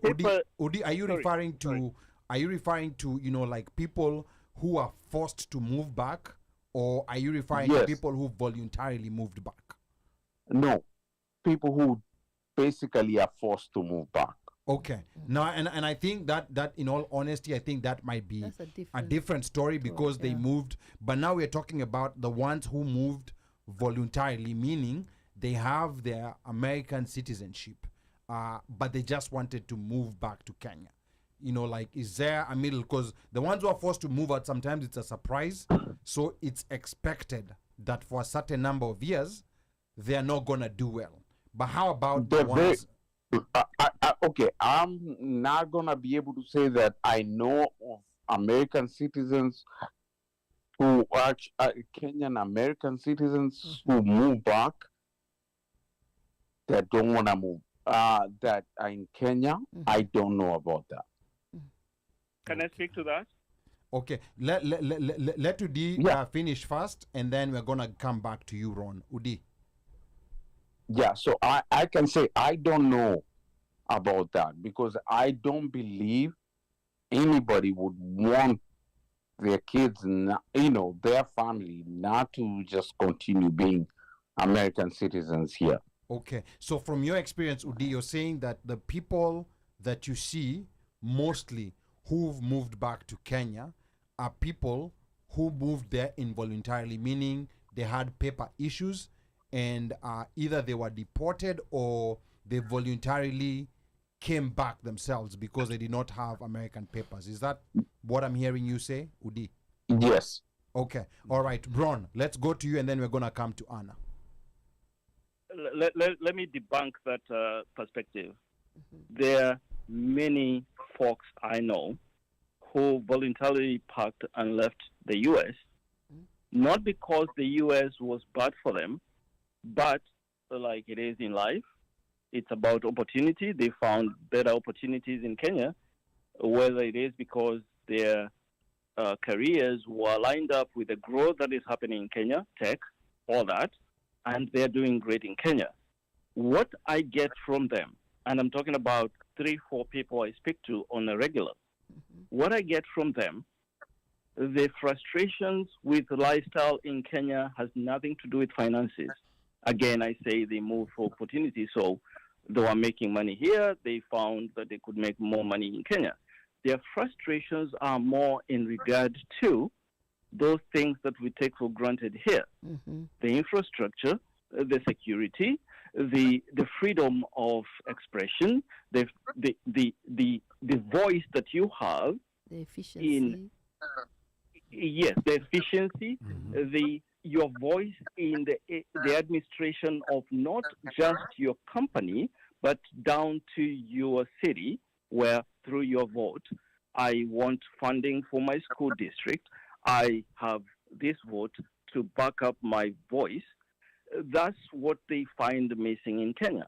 But everything else, where I have an appointment with you at 2, it means 2 o'clock or 1:55, not 2:30, not 5 o'clock. That's the frustration they have. Okay. That's what I get from them. But everything else, whether we are talking about the opportunity costs, whether when we're talking about the opportunity gains, we always talk about opportunity costs. There's the gain to it, that the social life, all that is great, but because they might have lived here long enough to acclimatize to what it is that becomes now their second nature, that timekeeping is second nature, all that is second nature. Now they're getting frustrated, not because there's anything wrong with Kenya, the way the Kenya has always run, but there's something wrong with them now, because they're no longer Kenyans. You've lived here too long, you're no longer Kenya. We all are familiar with that place where you go to Kenya, you're too American to be Kenyan. You are here, you're too Kenyan to be American. I'm Kenyan. Yes. Okay. So it is kind of shooting ourselves, when we try to pigeonhole relocation to just one set of people who left because they had no option. Let's talk about those people who had an option. And yes, they are people. The frustrations always will come when the conversations actually become more difficult where there are kids involved, because it's not just about you now. It's about these kids. And yes, Udi has a great point that school districts, moving kids to Kenya. But again, there are people who enroll their kids in international schools in Kenya, and they continue with American, system of education still in Kenya. Okay. All right. Asante sana, Thank you. Ron. Thank you, Ron. We have a number of callers here who've called in. Ron, you've inspired many other callers. Yes, Thank you, Ron. yes. Who are sitting on the edge. So- and Ron, let's find time. You need to come to Kilimanjaro. That guy has You owe been us. ducking me. Yeah. He has he's been ducking us for Oh, years. Let's call him out. you mean the guy who called us Americans is here and we know him? Kenya Yes. 360 has been ducking us. Yes. DMV. So Ron, amesema Ron- I'm not So Kenyan. Ron, we've called you out. We've called you out on air. So you Check out too. maybe this might inspire you Yes. to action.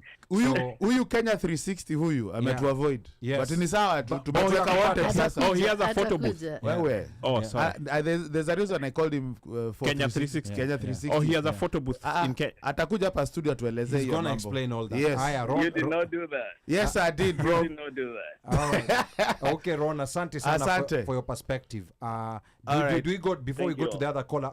Anna had something that she Yes, wanted to let's- say. It was Let burning. me see. Hold It's on. not even burning Hold on. any 3471. Just hold on. There's somebody who had called Yeah. and they well, Judy, call back. Yeah, just call back. We're gonna get back to you. Juwang, call back. I think Udi's case is a personal case. Like, it's his It's his story. It's his story. Yeah. Correct. And because now as I hear him talk, the more I hear him talk, he's talking about the main reason for him was the Sure. fact that it was his kids and his kids' education. Yes. And so And future. yeah, and yes, and his kids' future and his kids' education. Because I was thinking to myself when he was saying, I mean, going back and those who stay there or those who can come back, mainly he just focused on the education aspect. So I wanted to know if that is Udi, that was your main thing that made you come back. But however, there are families that will go, kids will come back to study and university level, and then still their parents are still back home in Kenya. Yeah. So I think it's a personal thing that for Udi, he just decided, I want to be with where my kids go to school, and I want them to go to school in America, Fair and not in enough. Kenya. Yeah, and that's fair enough. Apa maze. Yeah. Like I think people are having a discussion. Let us see. Is that correct? Maybe Hold Udi on. can- yeah. 3471. Thank you for calling the One Mic Show. Tell us your name and where you're calling from. 3471. Tafasari. Welcome to the One Mic Show. 3471. My name is Paul Githongo. Paul Karibu And tell us where you're calling from, Paul. is calling from YouTube. Oh, sorry. I'm calling Karibu. from Baltimore, Maryland. Okay. Paul, talk to us about this conversation that has been ensuing here on the One Mic Show. You guys have a great program. Kudos to, if you guys don't know that One Mike is actually my cousin. So disclosure. Oh, so your name is not Gofu? Oh, sorry. Go ahead. I'm Paul Githongo. Okay. I'm not a Gofu. No. I come from Boss, a there are different lineage. like 8 of them, so I didn't know where you landed. But as you are, come sorry, Paul. Relative. In the line, One Mike can give you the history there. But anyway, for Udi, thanks for taking the call.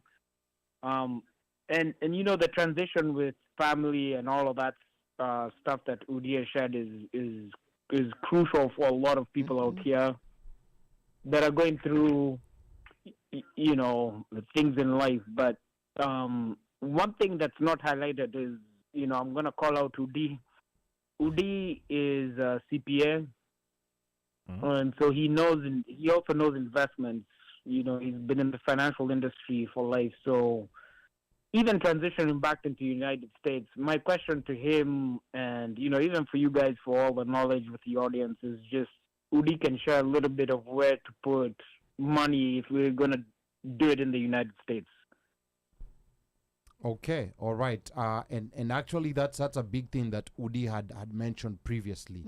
He had actually mentioned the issue about mafuroti. Like buying a froti in Ruaka. Why are you pointing at Buying me? a froti. No, this is just a No, movement. This is my we natural- have records of you pointing at this me. is my natural movement. When he's talking about protein, Yeah, he always angalia. points at you. Yeah, bana. This is natural alias movement. kudanganya hata yeye akona maproti. No. Huyu ako na- No, Ali alipewa. Yeah, Unajua no, kuna no, tofauti ya kupewa. No, unajua, like I have plots that I bought, like a long time ago, and I have my own. Then he I have points my- at me. I have my own. No, this was just natural movement. I think you are confusing natural movement with being. I think you're feeling guilty. Yeah, I think you're the one with guilty plots in Ruaka and Juja and inamua Sio kabisa. 50 by 10 by 10. 50. Yeah. 10 Sorry, by 10. 50 by I 100. want No, 50 by let's get 50. 10 by 10. Yeah. No, you got 10 by 10. So Because it's a kaburi. So Udi, Udi, we're gonna come. We're gonna come back to you and maybe just give us a perspective of what kind of investments that you're seeing, maybe diasporans making in Kenya. Which ones are good investments and which ones you feel like maybe we should consider, like just investing here instead of investing back home. Udi. Hold on. Thank Correct. you, Paul. That was my question. Okay. Correct. Yeah. Thank you, Paul. All right, Udi, the Okay. question from Paul to you. Right. So my advice, I don't want to give advice to people to be making financial decisions based on what I would want to do. I think it's a good decision to start with mutual funds. That will be the first start. And for I'm not a financial advisor. I think, Ali, you're probably a better financial advisor than I am, but I can be able to help people link up with guys on setting up brokerage accounts and how they can be able to set up mutual fund accounts. Okay. So That's because that's the first step.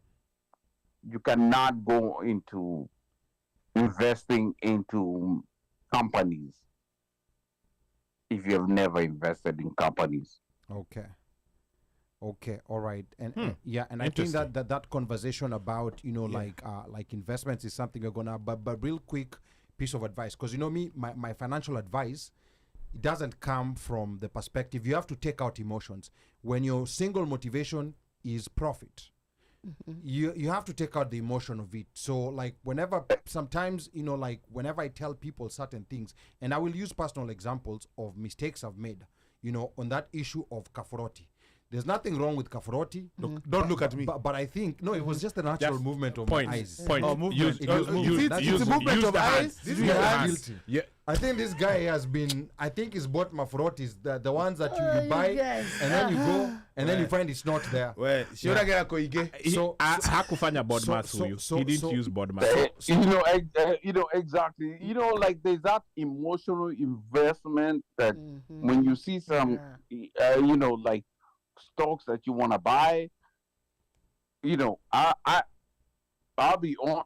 I want to be honest with people on this show that, with Kenyans, and what have I invested in? Probably, I've also made a lot of mistakes.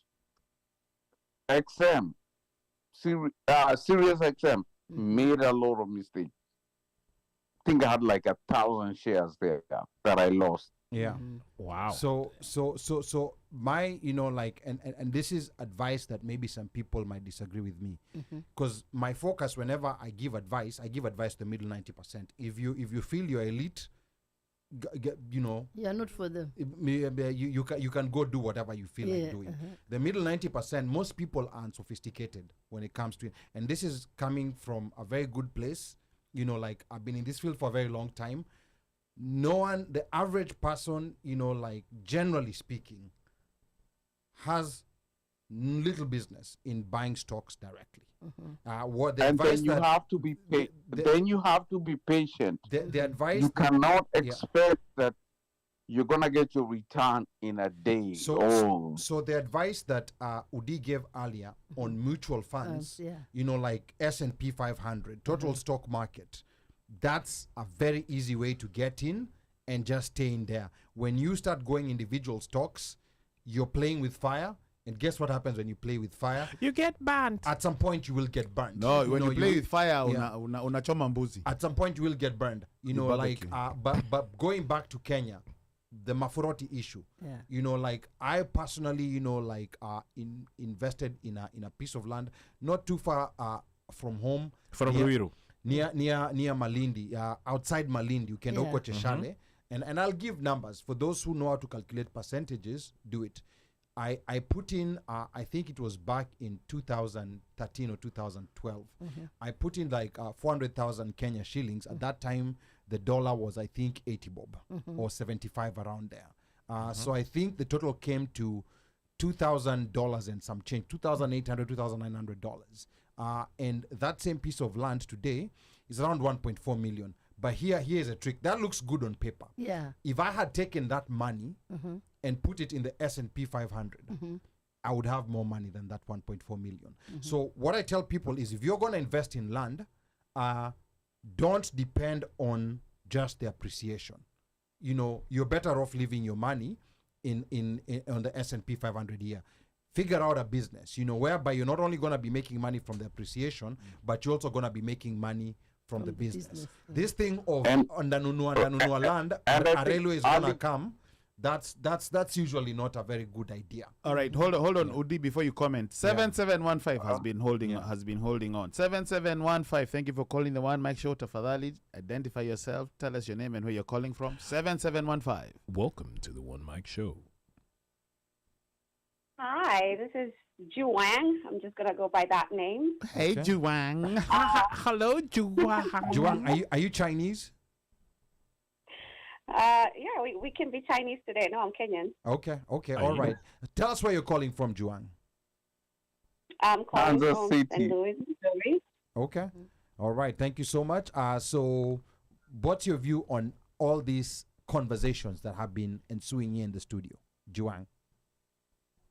All right, before I give my views, first of all, shout out to my alum, Udi and Anna. Allah. We are all Hiya. there. We're alumni. Oh, CUEA. Shout out. Wapi, all Catholic. Catholic? Catholic. Okay. CUEA. Uh-huh. Kiwa. Where? Where? Yes. Sure. Okay. Okay. Yeah, we were all square. We were all graduated around the same time. Yes, Yellow indeed. Pages. Mhm. Yeah. Anyway, long story. Oh, Yellow Pages. So just a few comments and just full transparency. Udi's like my brother, so Okay. shout out to Udi. Sawa, karibu. So the one thing that we need to realize is, I think for most of us who came here when we were younger, under the age of 25, just having lived here and then moving back to Kenya, there's that realization of, we formed certain cultural values having lived here, and those cultural values are not in alignment with the cultural values that we left when we were that young. Mm-hmm. So when we move back to Kenya, we have formed this diverse identities. There's this duality of existence. And then we realize that we are moving back to Kenya and say some of our friends are no longer in the same state that we left them. Even though we go to visit, every so often, it's still just fun, shits and giggles, and then we come back. Mm-hmm. But when you relocate, the reality is different. They moved on. They have their own social circles.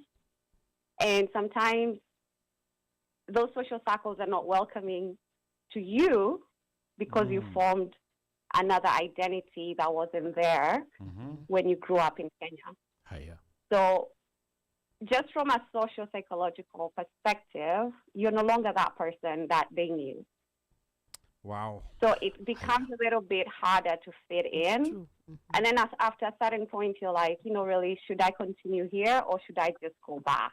So are you saying that I'm Because stuck you with feel Anna? that. Go ahead. Sorry, Sorry, go ahead. No, I was just asking, are you saying that I'm now stuck with this circle of 4 people who I have over here?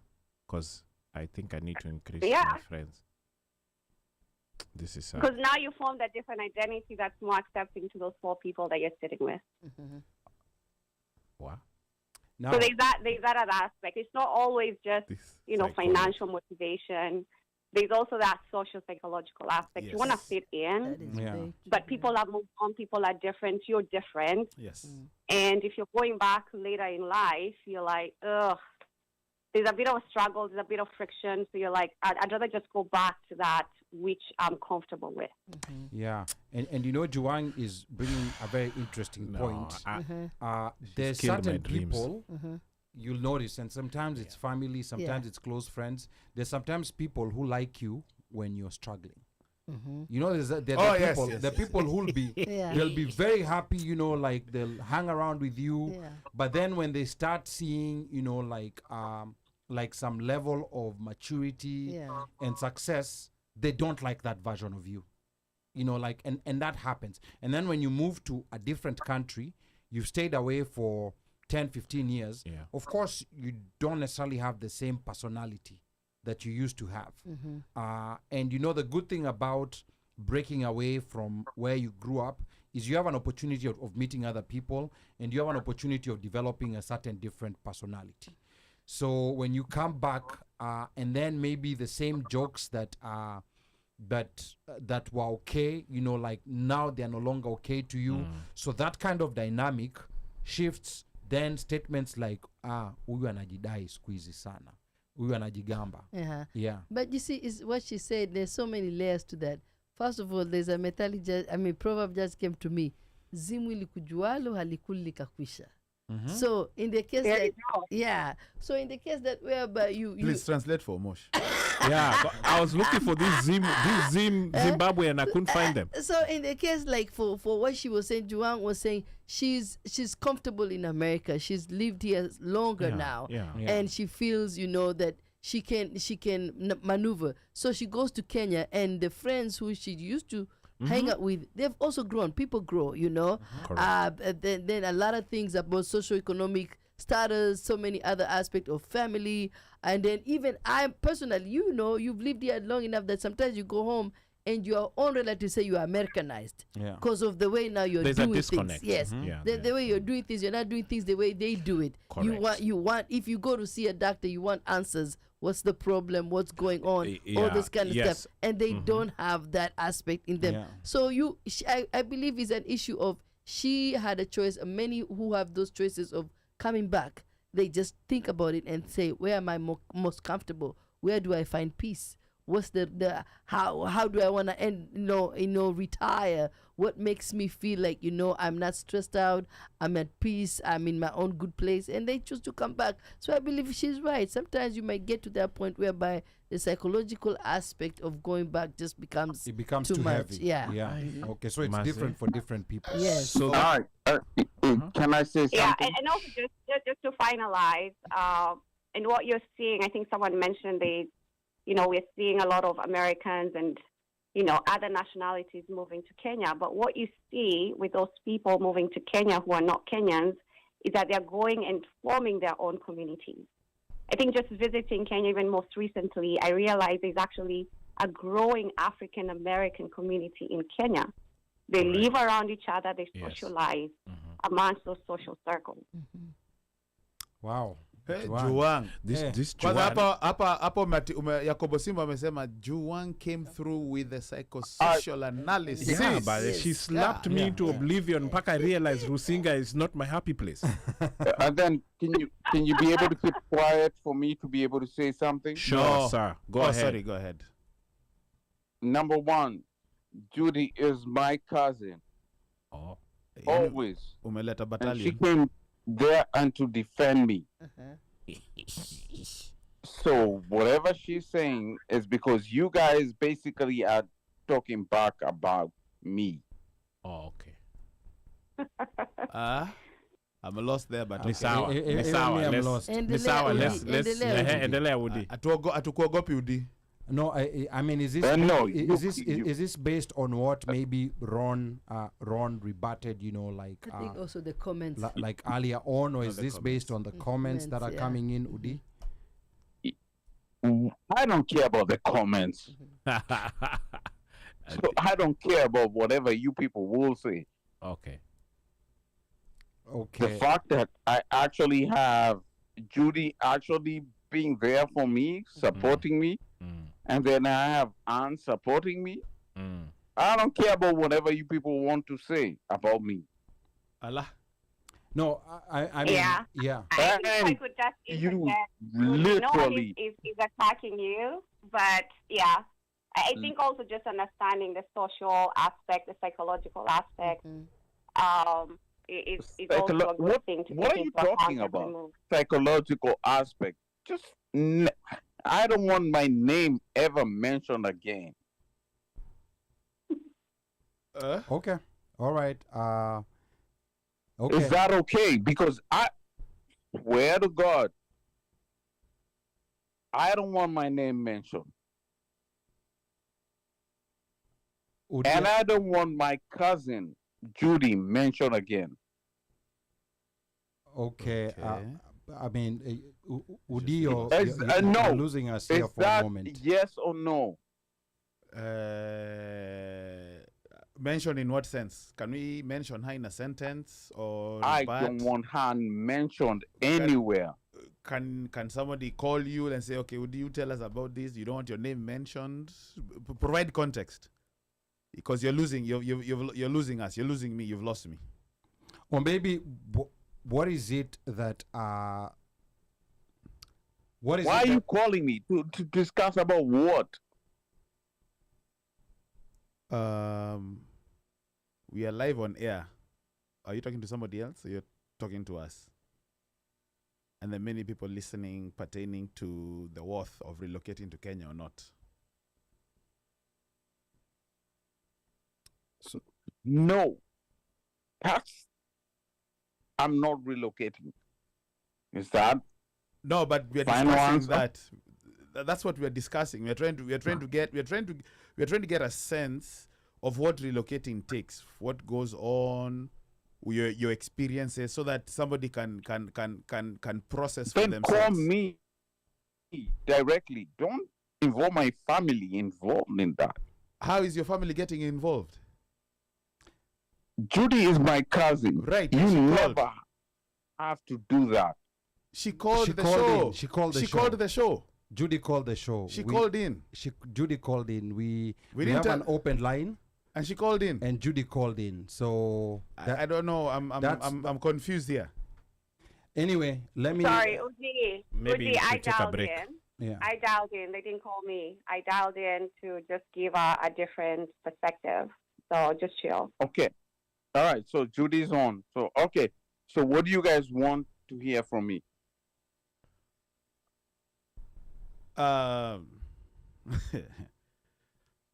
This went south very quickly. Okay. All right. think we should- I think we should things take go a break. liquid. We should- When we say go liquid, it goes south. So, all right. And I will actually, because I respect Judy so much, because she's my older cousin. So I'll listen to you guys. Udi, I just want to say thank you for just giving us, your opinion. It was always about just learning from each other. That's the most important thing. And there's so much we have learned from you, and also from other people who have called in. Because, as many times we always hear one side to the story, or move back, all that stuff. But you've given us another opinion that is also very valuable. So we're just definitely grateful for that. Okay. Yeah. Udi, asante sana. We always, we always love hearing the different perspectives, from different people, and we really appreciate, the perspective that you gave us. So maybe you might just want to give us. Maybe can you first apologize to Judy? Apologize for what today? That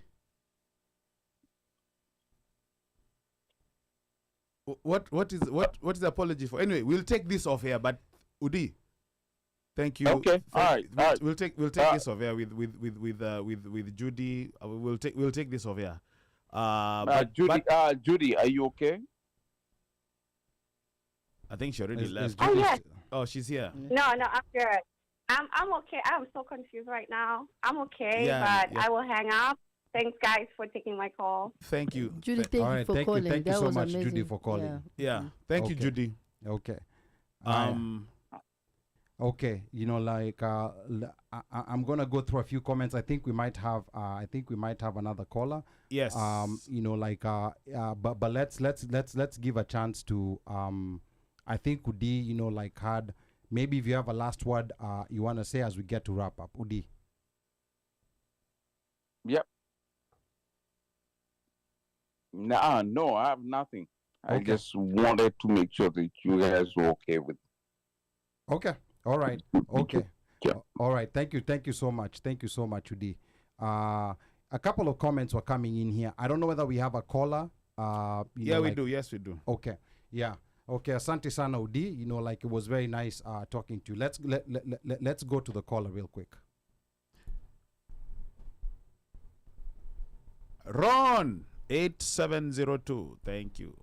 Welcome to the One Man Show. Yeah. I'm hoping this contribution takes me off the hot seat, and so you don't have to call me to the spot in the studio. So there was a two-part earlier when I made my comment, there was a two-part conversation going on. And one of the things that was on the table was actually something great that Udi had mentioned, which is the contribution or the impact of what some may call the black tax to the Kenyan economy, and which is what we are known for. Every year, the remittance, Kenyan remittance to diaspora remittance to Kenya is cited as a major contributor to the Kenyan GDP, but there's very little mention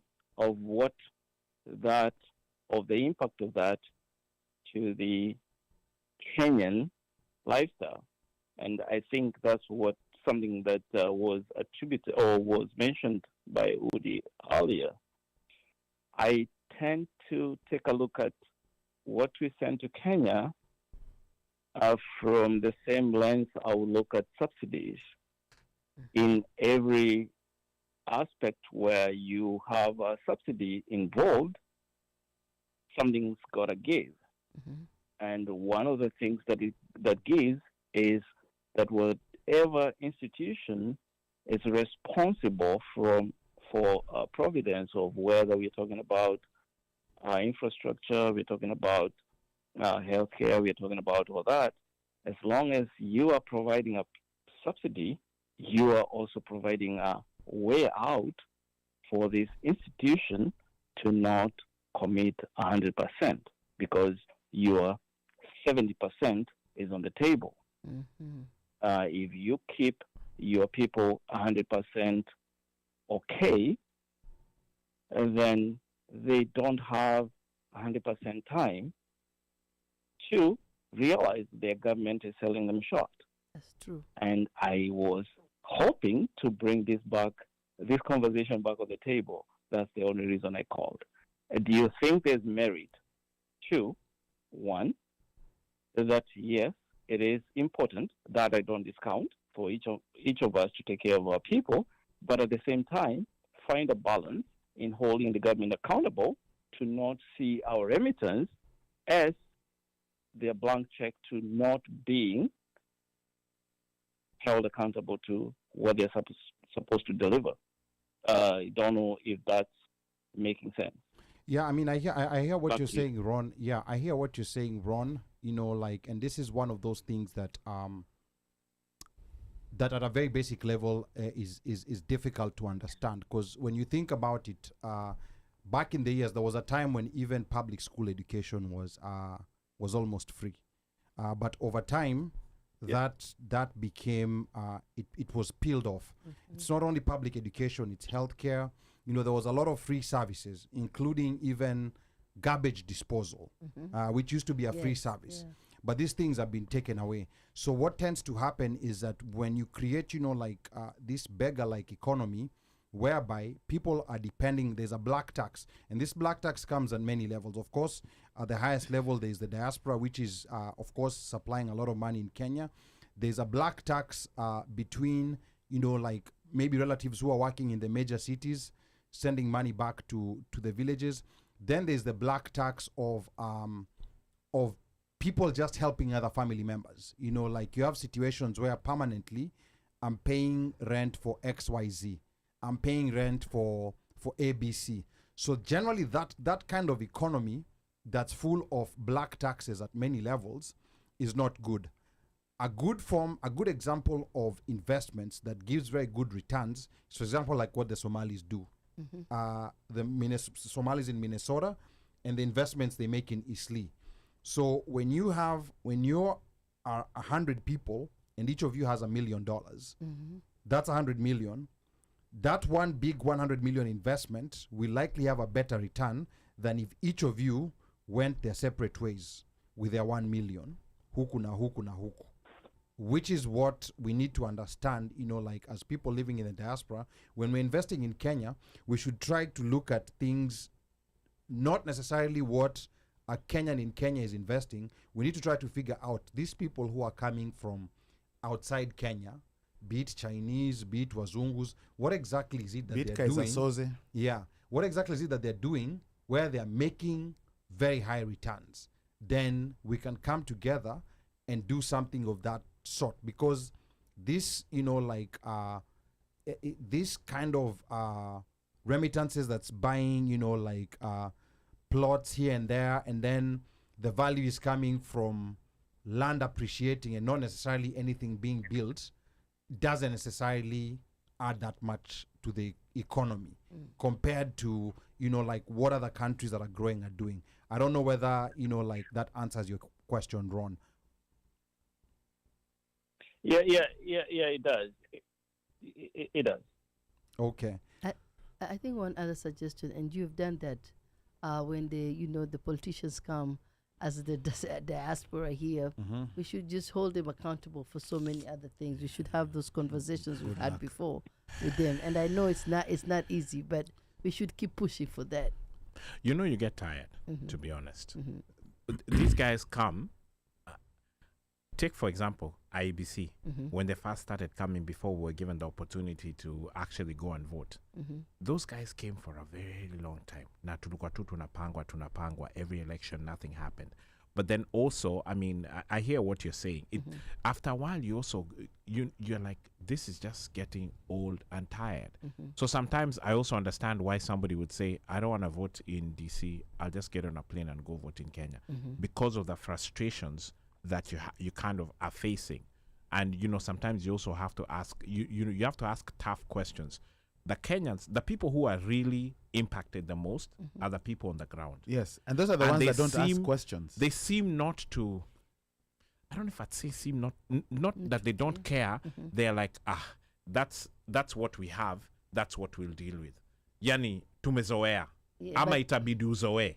Lakini Ron anasema kwa nini wamezoea, ni kwa sababu sisi tunawatumiaga pesa. So now now you know what's happening here with what Ron is saying. Even within Kenya, the people who are doing okay, the ones who are affluent or have money, right? There's people who come to them and say, I need money for rent, or I need this, or I need that. You know what they end up doing? They put a standing order at their bank and send that money in direct. So I asked them, I was like, but why would you do that? They said it is easier for me to do this than to keep dealing with this every month, blah, blah, blah, blah. I'm like, what? But you should teach them how to fish. They're like, pali tumefika, even teaching how to fish is not, it's almost like it's not an option. So because I'm doing well, I am expected to take my wellness and help others lift up. And it's a constant thing. So since it's going to be constant and they're going to come, I'll just put in a standing order and send the 3K. But the reason why black tax persists is because there's also been high unemployment. There's a lot of people who are graduating universities. Correct. And their skills are not. There's nothing. There are no jobs. There's no demand for their skills. And that's why diasporas need to go back and invest. We can create opportunities. We can create opportunities if we are given. Back to what Ron was saying, is we need to be more judicious on what we're investing in. If we, there's a cohort of Kenyan businesses that has realized there's money in diaspora. So you'll see a lot of, like real estate companies especially they coming to market here. Very many. Yeah. And the problem with this kind of real estate whereby the return is not based on something being built, but it's based on something appreciating in value. So if 100 of us go build $1 million homes, because Nairobi has $1 million homes. If 100 of us go and build $1 million homes, this $1 million home, first of all, the most typically when you're investing like in a home, there's that what's called 1% rule. You should always ask yourself, can I rent this out for 1%? And what is 1% of $1 million? 1% of $1 million comes to around $10,000. $10,000, you're talking about 1 million shillings in rent. No one is gonna pay you 1 million shillings in rent. So when we have these houses, 1.3, but when we have these houses, it will be nice, like they will be nice to be seen on Instagram, but there's higher value putting that 1 million together and, for example, do what the Somalis are doing. You know, like you're building, you know, like a shopping complex, something that has an actual return that's gonna give you, you know, like more than 1% every month. And I think that's what we need to figure out. These small things that we're doing, there's a small bunch of people who are profiting and making so much money, but for the overall community, for the overall economy, it's not necessarily moving a needle. Yeah. Ron, thank you very much for calling. Asante sana, and we're still expecting you to come back to the studio. Come to the studio. Capish? Capish. Thank you, Ron. No. Mumesikia. You guys. He accepted. And it's live on air. He might deny the video tape. I was mikono ilifinywa kama ya bwana governor wa Machakos. We ngoja uingishwe Nyayo House ndio utatii. But asante boss. Asante kadhe.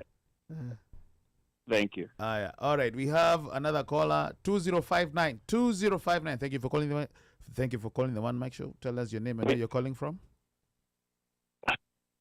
Afro-Jamaican, Toronto, Canada. Big up on yourself. Yeah, big up, man. Big up, brother. Big up. How everything going? All right. Almost, please. Listen. Me are from Trilani Parish. I would like some more information on that whole Somali group, man, because I think that's where we are falling down. We can't see, we don't trust each other because I think it's a brilliant idea. So if there's any information that you can pass on, I'll pass it on to my people on this side. Yeah. No, with the Somalis, with the Somalis, real quick, Afro-Jamaican, with the Somalis, I think we actually need to bring them on the show. This is a concept that they've had, for a very, very long time. Yes. For a very, very long time, where they've always, because of trying to avoid the banking system, which has something called riba, which is interest. That Muslims try to stay away from. They've tried to create their own alternative systems to avoid, taking loans on interest or having products that have interest. So they figure out ways to pull finances. And as we've seen, this has very big success. So Afro-Jamaican, back to you. Oh, the Indians also do it, by the way. The Africans also do it, but I'll tell you how. Yeah. Go ahead. Go ahead. Go ahead, Afro-Jamaican. And the other thing, you were saying that when it comes to Kenyans and Kenya not asking questions of their politicians, what diaspora does. I don't want to speak out of line because I'm not Kenyan, but from me watching and looking at it, I think it's kind of like what happens in Jamaica, where it doesn't matter what your party does, because we don't have tribes, obviously, in the Caribbean. But it doesn't matter what your party does, you're going to support them no matter what. And I think diasporans, we look at things different. And so we will ask questions. And that's why for my country, they don't let us vote. You guys are lucky you can vote. If you're not in Jamaica in election, they don't let you vote because we're going to ask questions. So I think that's probably what's happening there, where the people on the ground are not going to ask any question because it's either I'm in the same tribe as this person, or this is my party and I'm not going to ask questions.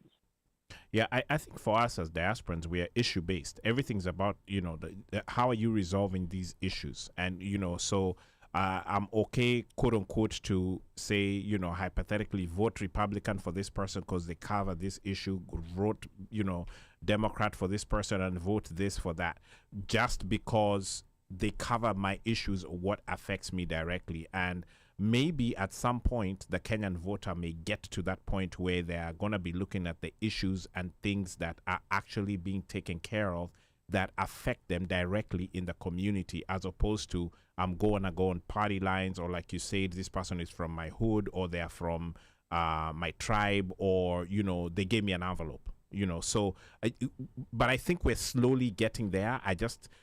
It's just frustrating to see that this could have been done a better way, and we would not be walking down the path we are walking now. Ali, it happened. Sorry, go ahead. Go ahead. I wanted to say something that, okay, as we say Asians do it, Somalis do it. I think also, and maybe this is not in a lighter moment, I think Africans, Kenyans, we do it, but it dies on the initial stage, whereby we start the susus. Remember the susus? Yeah. Yes. Those are pyramids. Yeah, no, they're not. I mean, maendeleo ya wanawake has been done for a long time. Yeah, They're- the women that one is different. Yeah, Yeah, no, the women have been doing this since yeah, men. but we do it That in stuff such took us to school with our mothers. at such a lower level, like okay, 300. Yeah. If we did it now in At terms a of community listen, level, yeah. yes, we want to do this to build a community center or a shopping center.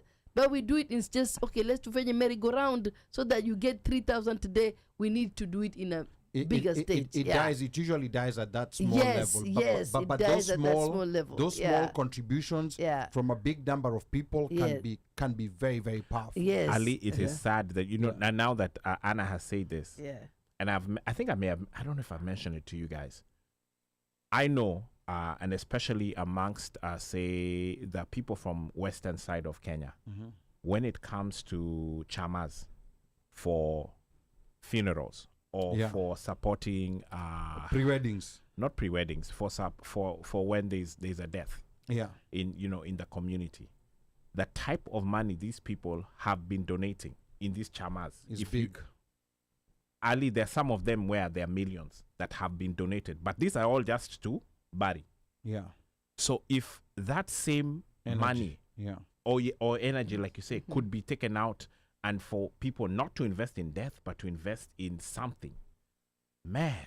I think the biggest issue that we have, because like Ronnie Manene here is saying, we seem to agree that Somalis and Indians do great synergy, and these are Kenyans, so failure too is not a Kenyan thing. So I think the thing that the Indian community maybe has, and the Somali community has, that most other communities don't have, is trust.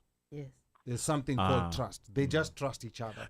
So the trust is based on, so in these 100 people who are pulling 1 million each, they don't necessarily all know it. Some of them have met for the first time. Yes. Correct. But because of that kinship Yes. and that brotherhood, Yes. that unwritten brotherhood that they have, Yeah. they're like, you know what? I'm going to put my money here, and even if this money sinks, and trust that my money is gonna it's gonna do the right thing. and if it goes down a hole, it's not because it was stolen. It's not because it was stolen. But, and here's the thing, and I think that form of trust, that level of trust is not something that you just build when you're 21, 22. It is something that has been ingrained and you've been born with over a long time. It is something. It is something that they trust within their communities. It is something that has been ingrained in you, right?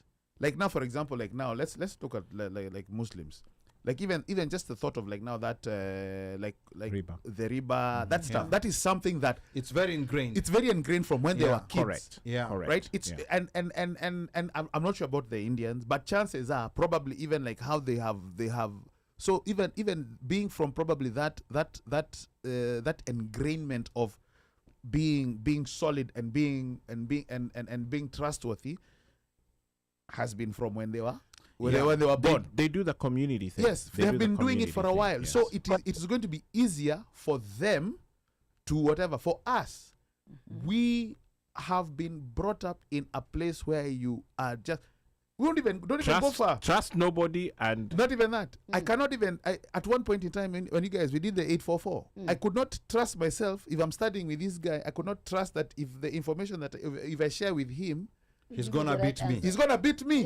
Let us start there. At the end of the term. At the end of the term, let us start there. Forget even that is you trying to get money to build up, to buy a plot, to build a high rise or I whatever. don't want to share with you the the Bodmas formula I do not want. because you'll beat me in the test. Imagine that. I think Afro Jamaican still has something he wants to say. Yes. Sorry, go ahead. So could it be? So Ali, you know what happened to me in Kenya with my money, and I was explaining to somebody what happened, and she called the name of a tribe and said, "I bet you the person is from this tribe." Could it be Just like that the Somalians in Kenya are considered themselves, they're Somalians first, so they group together, and then the Indians in Kenya are Indians first, so they group together, but the Kenyans in Kenya are separated by the individual groupings? So could that why be there's no trust? So let's I'm just curious. So let's remember Afro-Jamaican, that Somalis are also an ethnic grouping in Kenya. You know, so they're an ethnic grouping just like any other grouping. I think, okay, here's what I'm going to say with what has affected Kenya in particular. I cannot speak for other countries.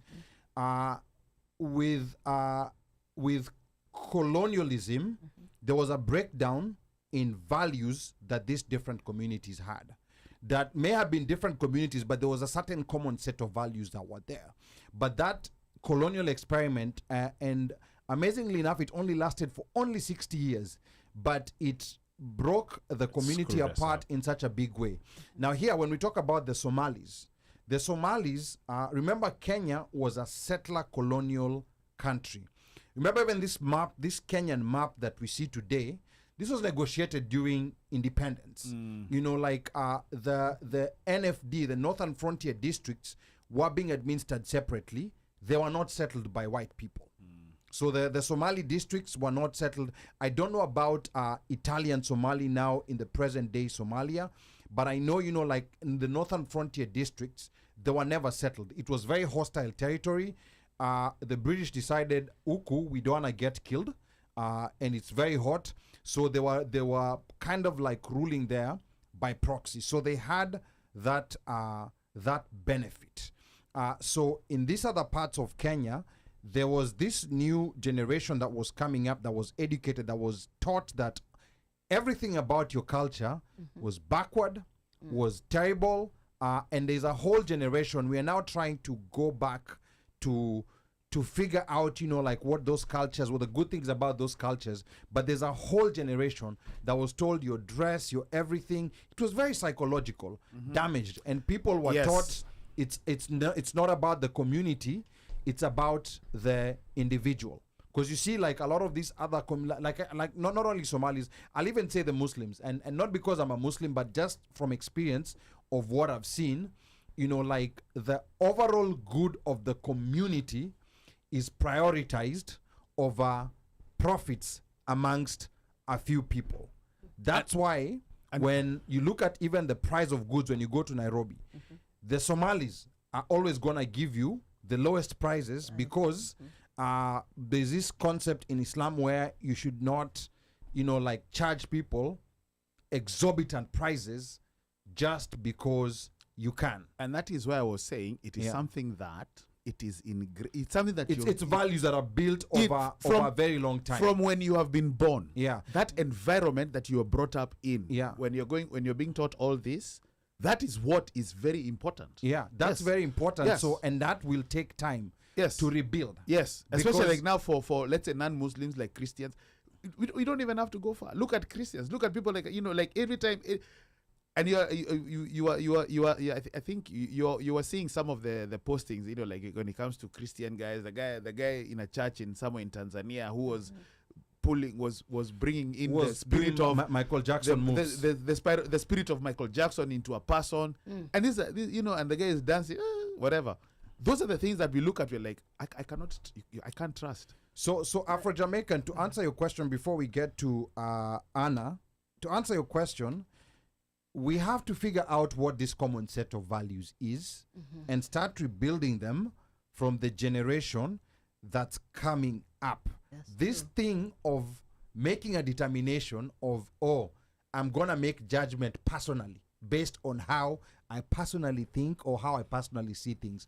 That's a very dangerous way of looking at things, which is what's predominantly out here in the West. And that has infiltrated our system. Unfortunately, it's infiltrated our system when we come from a country that's not very rich. Afro-Jamaican, I'm going to give you a chance, and then we're going to go to Anamolago. Okay, guys, excellent show tonight. The only thing I say about relocating to Kenya, it has to be intentional. If something in you don't tell you to relocate, I don't think it's gonna succeed. And of course, you got a plan, but nothing is gonna stop me. Only Ruto. All right, man. That was you should have said that. He should have said that. He should have said that's the guy who can get him in. No, I just wanted to say it's an issue of decolonizing our minds. That's all I want. Yes. And I know, Anna, you know, like as an artist, you've been singing about this, like Yes. literally singing Yes. and Africa. reciting. Yeah, Yes. Africa, And, yes. We have seen you. But then there has to be a deliberate effort. I'm going to say something very controversial. Okay. I'm going to say something very controversial. Ali, you never say anything controversial. Yeah, I'm going to say something Never very ever. controversial. It's not Okay. like him. You know, like over the years, Mhm. you know, like I have noticed that, especially in Kenya, and maybe it's a global phenomenon, Mhm. I've noticed that a lot of Christians are fighting Christianity so much. Mhm. In my own, an expert and professional, so don't go out there saying that Ali quoted this as a prophet. In my Yeah. own, an expert opinion, I don't think that is necessarily the problem. I think the problem is the model of Christianity that was brought into Kenya by the missionaries. Yes. You know, because when we look across the line to our cousins, Ethiopians, who've been practicing Christianity longer than any of these Europeans. Yes, but 2,000 years. There's a different form of Christianity. 2,000 years. Yes. So we need to, you know, like maybe look at them and try to figure out how exactly were they able to practice this religion for 2,000 years, yet they are still very identified with their culture. Yes. Like they're Christians, but when you think of an Ethiopian, you don't necessarily think Christian first. Yeah. You think Habesha.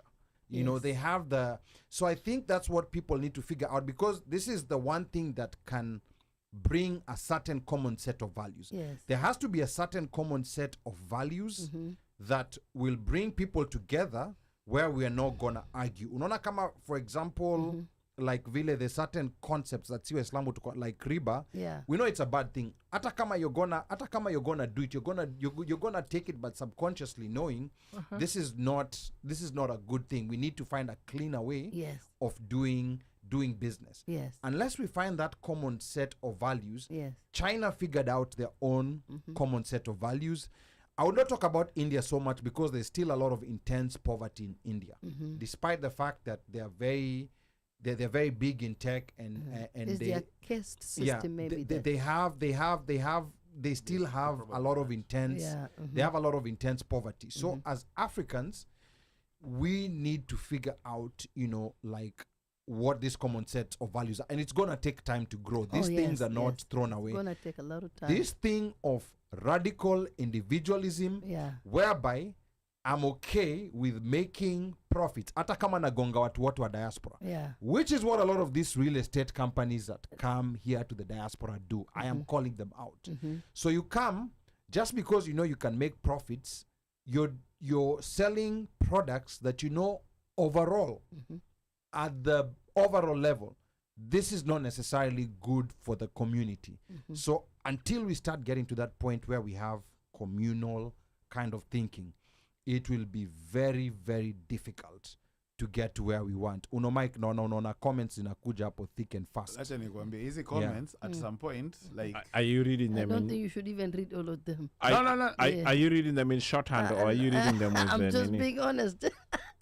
Let me tell you. Okay. Anna can read shorthand, so let her, Nini. No, I think Ali, you're so right. The idea about having that mindset of a Somali and is what is needed in many parts of Africa. And I'm not saying that some people in different parts of Africa are not doing it. We just don't know. But there are people who are really working together as a community, because that's even the Jewish people do that, and that's what's going to save our own people back at home in Kenya, because if we show them that we can come together, work as a community, then we might not even need the government. We do it together in such a larger scale, or as they call Anna, yes, we do it. We're just not doing it to invest money. We are doing it for other things, and that's the part where I'm like, I don't want get to do it. Invest money. But we're doing it in. You're saying in death. Or it could be in death, or like you said, that the round robin, where you know you're such gonna a small scale, and another thing also, I think we might discount this, but this affects everything. The leaders matter. The leaders that we have up there matter. Correct. Elections have consequences. If we talk about how Kenya started with Jomo Kenyatta, and we can talk the good, the bad, and the evil of Jomo Kenyatta, and go down the line, you can see where we aired.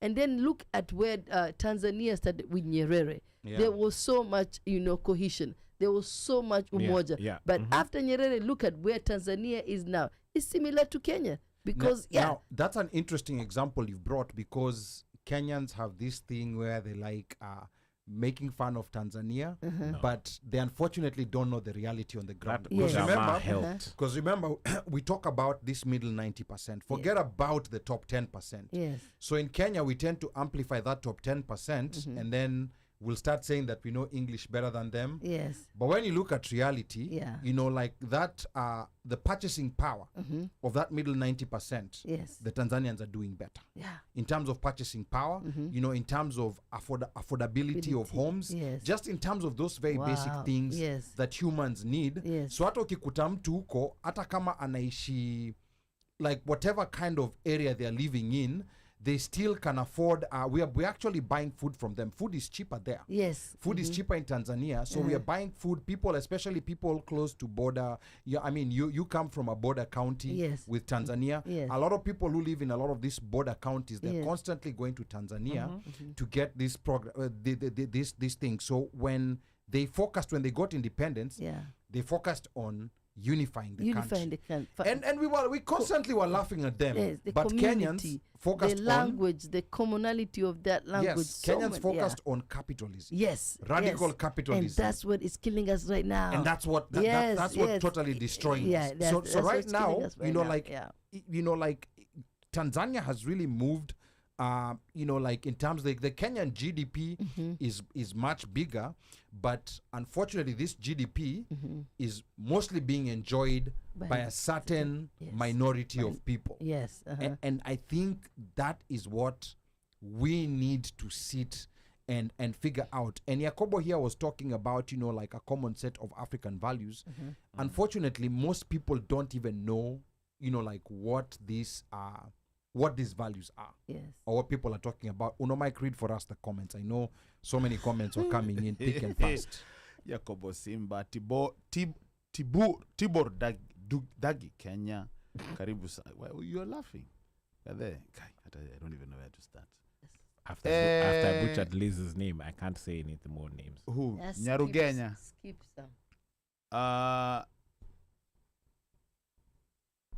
Madam. We soma bwana. Utawacha Prokopanda. Let me start from the last over here. And you two were in a play together? I don't know about it. It was a good play too. Let me tell you. Masaibu Zanani? Masaibu and Gujero. Do we start here from Ron's comment? Yeah, because mine is not refreshing. Yeah, so he said, Ron said a few months ago, I hung out with a group of fellow seniors while on a visit to Seattle. One of the topics of conversation was retirement. Majority of these were those that couldn't wait to go back home, yet had not been home in at least 5 to 15 years. Respectfully, their perspectives are different and also informed by different exposures.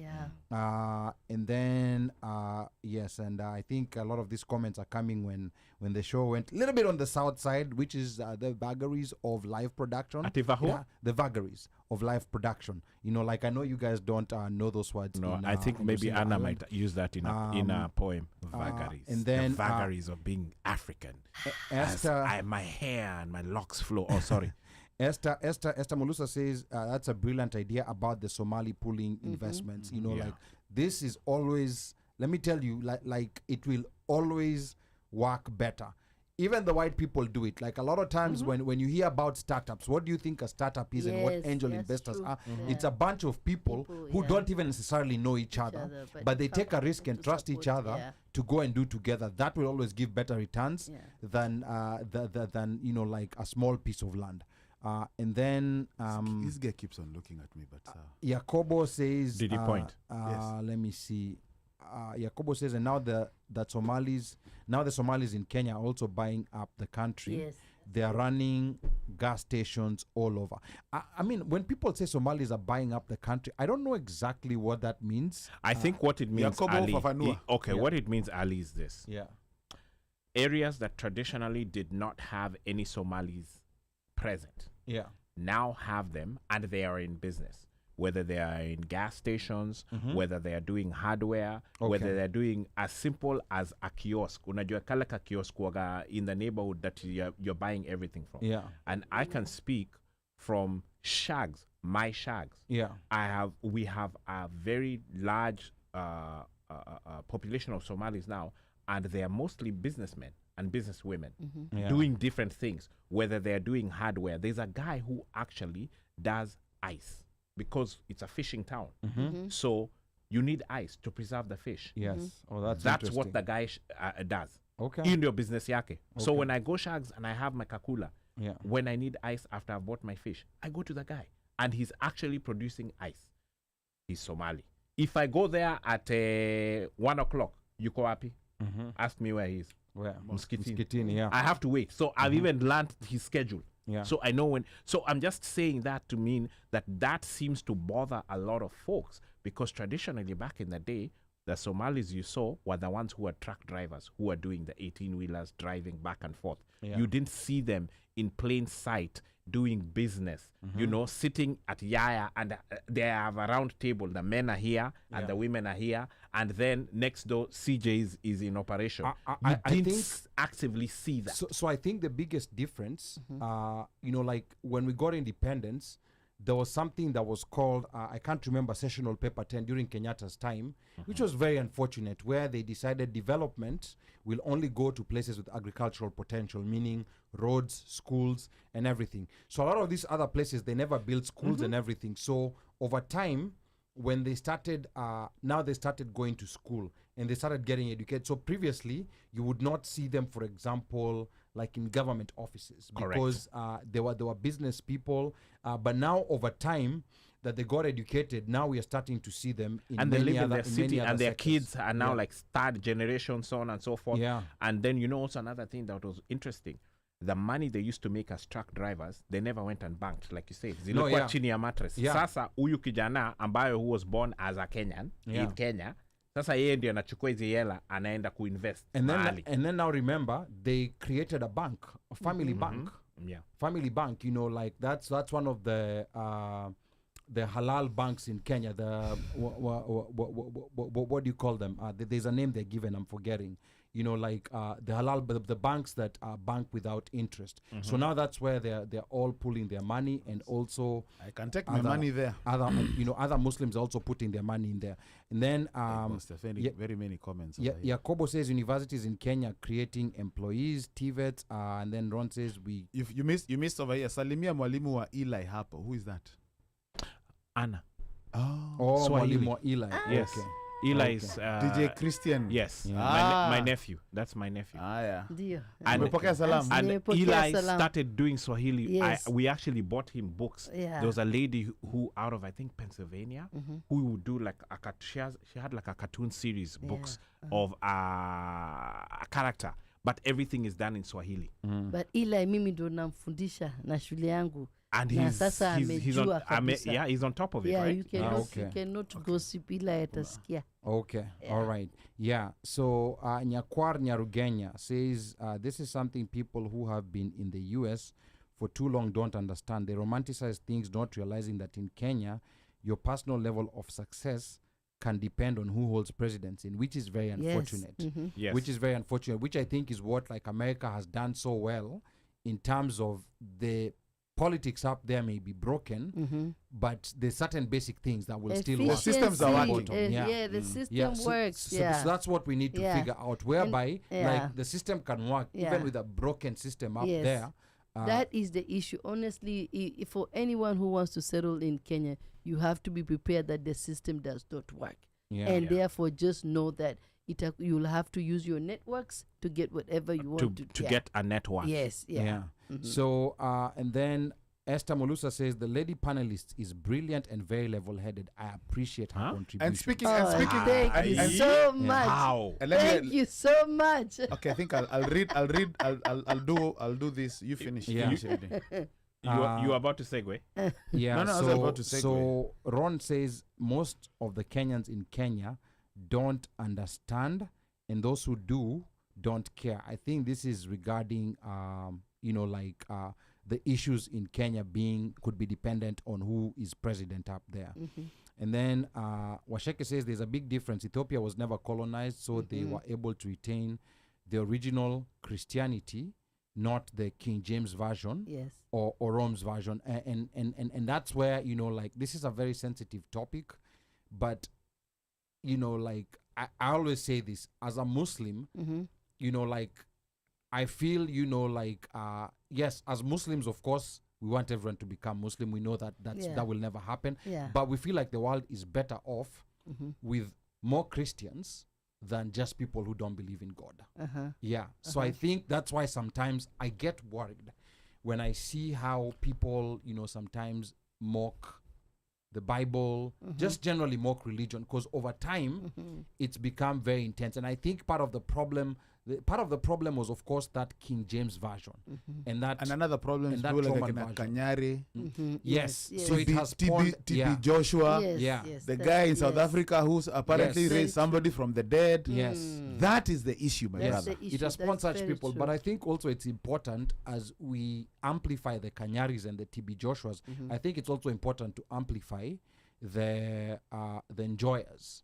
Timothy Njoya and other like Christian religious leaders who've done great things, because I think also the Mother Teresa's. Yes, the Mother Teresa's. Because I think also the TB Joshuas and the Kanyaris and the Creflo Dollars, they've taken, like a very large segment of social media, in that there's young kids who are coming up that's right now. They see, bro. And that's all they understand. And by the way, that's all they understand about the faith. And I think that's... But that's what... Generation Z, many of them are not religious. So... Yeah. There's that. Yes, yeah. So again, there's that. So that is what you have to contend with, my friend, my brother. Any church in the morning, if you're in Kenya, angalia KTN, Citizen, KBC, whatever, they're having services.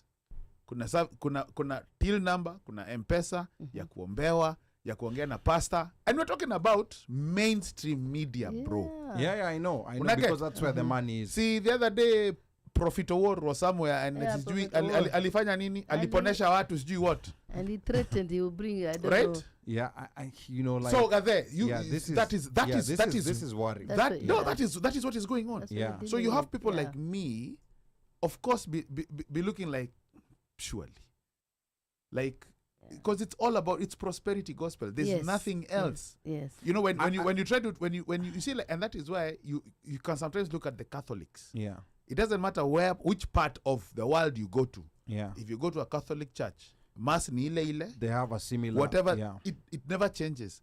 The outreach to the community, people bring in food, people seeking shelter. Watu wanaendanga wapi? Huko. Yeah. Isn't just the other day, there was not long ago when there was a storm in Houston. Yeah. Who was refusing to open his church for people to come in and seek shelter? Joel Austin. Yes. Way nice. So that is what is at play. Let me ask you something about the Islam or the Islam religion. When you go to Mskitini and the mosque, there's the Qadi, if I may say, or the Imam. Yeah. Do they ask for this is our ATM number or M-Pesa? How do you give tithe? They are giving tithe in Islam? So we don't have tithe in Islam. We have zakat. Which is different from tithe. Tithe is a percentage of your income. Yeah. I think it's like 10% for some churches.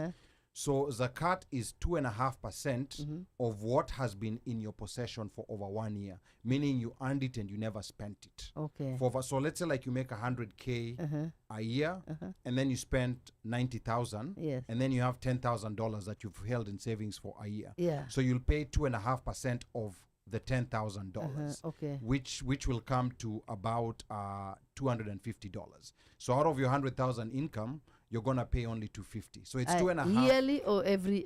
That's yearly. That's once. Yeah, a because year. remember, it has to have been sitting a year. Every day you go to the mosque, do you give offering? Do you give money every Friday? So there's certain boxes that are placed in strategic places, and they're labeled. Like, for example, this is the Janaza fund. Okay. In case someone dies, this is the money that's gonna be used to buy, to pay for the whatever burial expenses are gonna be, or this is, like the fund, like for operational expenses of the mosque. Yeah. And then the imam, the interesting part is that you will never see, an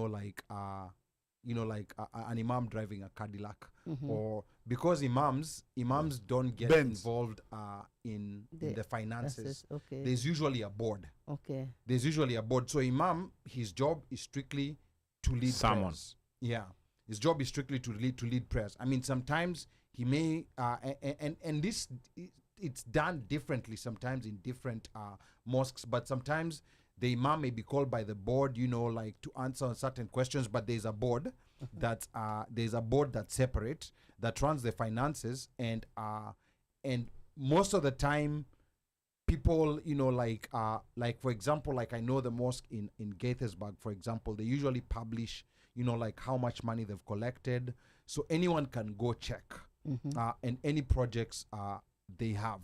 The one thing that scares a lot of Muslims ni pesa ya msikitini. Yeah, pesa ya msikitini. Not saying that there's no fraud that happens, like here and there, but that thing scares the shit out of people.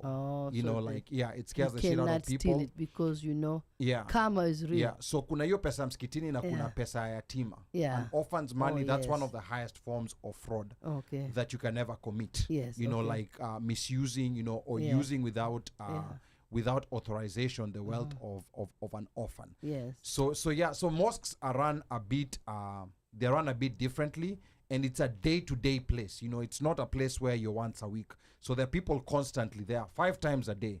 Asubuhi, saa saba, saa kumi. So it's an everyday affair. Building funds. Yeah. it's an everyday affair. So that's the reason why, like we not saying that we don't have issues. We do have issues, but they're not at the magnitude that we see sometimes of Christians. Yes, of Christians. Of, like sometimes pastors taking money from the flock and buying private jets. I don't know. That's something, maybe it might be there somewhere. I don't know. I haven't seen it. Benny Hinn and all of them. And by the way, only the Levites biblically are the ones who are supposed to be collecting tithes. Biblically. Do you know any Levites from your clan, your Levites? Are there any in Kenya? Do you know anyone in Nigeria? I don't know. Okay, thank you. Yeah. Yeah, so wow, Boss, this comments. Yeah, these comments, I think if we keep reading No, we won't read them. So this is what we're going to do. We're going to give Anna the platform to say something. I know she has a show coming up. Yes. Being a Kiria. She's gonna sing. She's gonna recite maybe a poem or two. She's not singing. And to finish up, we're gonna play as we wrap up. After we've wrapped up, we're gonna play her new song called Kipenzi. Is that did she do that with her band? She has a band. Yes. The band was not feasible apparently. Yeah, she went AWOL. No, Sikilizo. Yes, I did record it with my band. She recorded with the band, not the video. Ngui, but my music video, I didn't do it with my band. I did it in Zanzibar. Yeah. And wait, she went to Zanzibar. She didn't tell us that there was a potentially a trip ya kwenda kuona Zanzibar. Na tulikuwa we were not far from Zanzibar, were we? Well, you see, as a I had actually gone there for Kongamano. If you make a Kongamano is a conference, as a Swahili conference, as a professor at Howard University. I had been gone there for that. Then I decided also to take the opportunity to shoot use the Serene. My music video. Yes. Did you say professor at Howard University? Yes. But she told you that she's also sorry. Professor. No, she said she teaches. She teaches Swahili. Where? She said she has her own company that does Swahili. That is fine. However, but she also teaches Swahili. Where? I knew it was an institution of higher learning. I did not know it was one. You didn't know? Hey! Sasa Umulize. I teach at Howard University. Prof. Yes. But do you mention? I am a prof, and I am grateful to God because it's an opportunity that I didn't even think I would have. And it's very interesting because also I studied theater, my master's in fine arts theater at Towson University. I think Udi said he did the same thing. Yes, he did a master's in Towson. Yeah, and so after that, I had been teaching Swahili even prior to that because I was doing it as a side hustle. So they called me and said, you've been teaching. We know you've been teaching different agencies. Now you've graduated. You have your master's because you have to have a master's to teach in the university to get tenure. But I still my first hustle, my first love is my performances. Yes. And I'm still performing. And actually, Delaware, I'm going to the Delaware Kenyan community next Saturday. And I will be taking my one woman show there. Never thought I was black until I came to America. That's nice. Guess who could possibly hold your microphone? Who? Eli. Eli could hold Yes. Yes, I will let Possibly, Eli. because he's in Delaware. I'm just saying. You Yes. didn't hear me saying So it. Let me just Chris say. Rain. Here we will be at the. I'm through. I need my glasses. Wow. Don't show your age. By the way, ananiharakisha nisome na hana masisio. All right, Delaware Kenyan Community presents Family Christian Banquet. Is it banquet or banquet?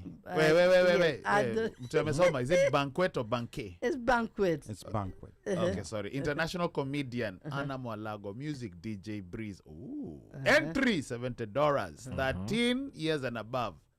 12 years and below free. Yes. Ron, even if you're going to pay, forget about it.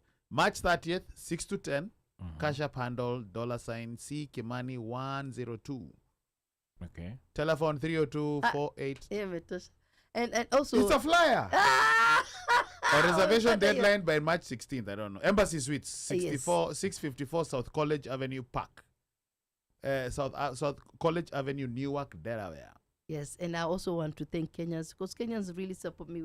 Before COVID is when I started my one-woman show. Never thought I was black till I came to America, and Kenyans in Atlanta called me. Kenyans here in DMV came to my shows at the black downtown in Silver Spring, and so just COVID made me not continue performing it. But now I'm back again, so I want to take my show all around the U.S. and even probably Kenya. And also, I wanted to share that I'm going to have a radio show, right?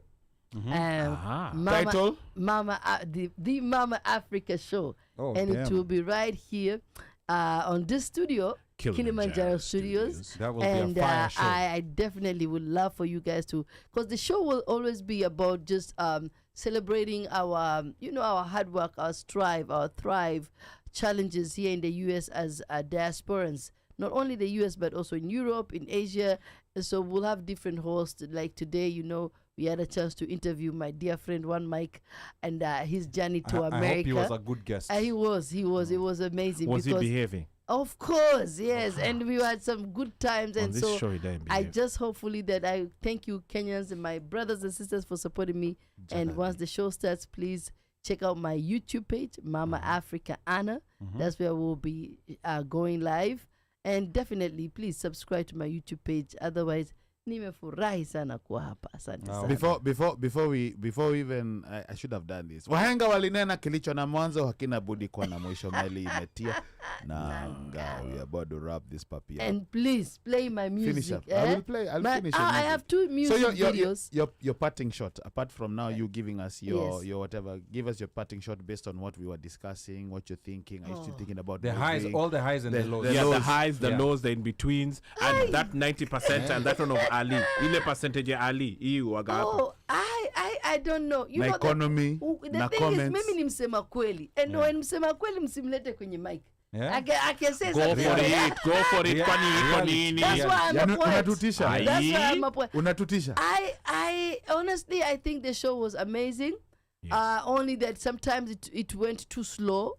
It should pick up the pace. Okay. But all in all, Goja uanze yako, but carry on.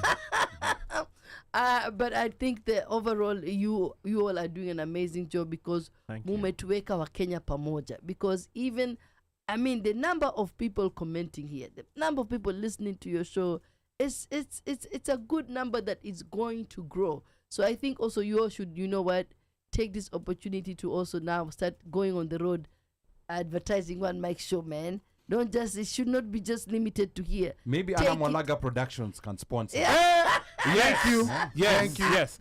Mama Africa is going to sponsor the One Mic Show Road Carnage. No, sorry. Yes. Road. Wait, watch out, Carnage. At Road Carnage. trip, road yes. show. What is you? What are you talking? No, see, it's English. I thought my English was just not Englishing. Oh my God. So at the end of it all, I think it was great. Udi was great. Juwan was great, because the thing is, we have to be open to listen to each other. Correct. And to know that, it's not about an opinion. If somebody has an opinion, it is their opinion. Whether you like it or not, respect it. That's all. And I think that was, people need to understand that you can say, okay, that ticket was too high. Man, you don't even know who mtu alipanda ndege akiwa wapi. California, Atlanta, Minnesota, you understand? So sometimes we should be also very sensitive, or should be careful on how we comment, because we have to look at the other person's shoe and think about the situation on the other side. And that's all I could say. Otherwise, the audience, the show, everything was great. Fire. Thank you very much, Anna. It's Anna is my neighbor, just in case you guys didn't know. Okay. Yeah. Hiya, Bay Area. Yes. Homer Bay. No, Bay Area ya Bui. Bay Area ya Bui. Alitoka Virginia. Yeah. Hey, boss. Jesu. Hey. Anna was swept off her feet. Before she knew it, she left Virginia, akaenda nsia ndani kama SIM card, akakuwa boss. And lay low like an envelope. Kama mfuko ya shati. In fact, leo tumemhijack. Yes. Yeah, and normally Anna is not out this late because that little one is not little anymore. Yeah. That chap is saying, "Where are you, I'm mommy?" telling you, can you manage? These days, kids are the ones who are asking you, "Where are you?" It's a different world. You see, that's the problem. Yeah. So the kids think they are BFFs with the parents. But carry on, that's a topic for another day. Wrap up. Thank you. You've taken us back. Thank you guys. I'm reading your wonderful comments. You've taken us back where you came from. Anna, thank you so much. It's always a breath of fresh air to have you come on the show. And now that you're here, we need to get you to actually come on the show on your own merit and tell us. Because I'm sure, I don't know why, I just feel like there's like a book that's coming somewhere. I just feel like there's a book coming. There's books already. Yes, but I feel like there's not a book coming. I don't know. Nafikiri kuna kitabu ingine nakuja. You have I have a non-profit, and it's called Upendo Educational Foundation. Yes, I remember with Mama. And yes, and my dad passed 2012, and before he passed, he had written an autobiography of his life. Oh, that's interesting. Growing in Taita. And so, because I was the darling of my father, I'm the youngest. Yes. I have 3 siblings, and they said When you're getting the member, they gave it to me. They said, you need to type it. And so after I typed it, and now it's been a while. I'm really thinking of now giving it to publishing it. Yeah. So maybe that's the book you're telling me. And then, of course, I have my children's book that I write in Swahili. Mimi ni Maua is on Amazon. Wow. Yes, I have a Swahili book for kids, but it's also for adults. Anyone who's a beginner in Swahili can use their book. And then there are other books that are coming too. So thank you for that, From you to go yes. I saw it coming. Yes. I saw it coming because we've walked this journey for a while. Yes. Wow. Tumetoka mbali. Yes, thank you, Anna, for coming and gracing us as usual. Thanks to our fans. Thanks to Udi. Thanks to all the callers. Thanks to everybody who has been commenting and continues to comment.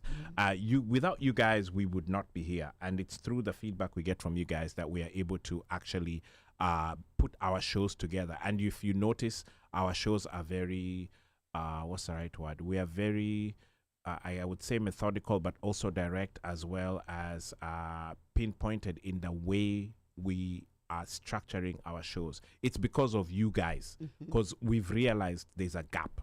It's not necessarily so much about, telling you that there was this, that, the other. It's about that, educating you while we're entertaining you and making sure that as a community, we move forward together. So that's, hopefully we'll be able to continue doing these sorts of shows and doing justice to our community out there and to the diaspora.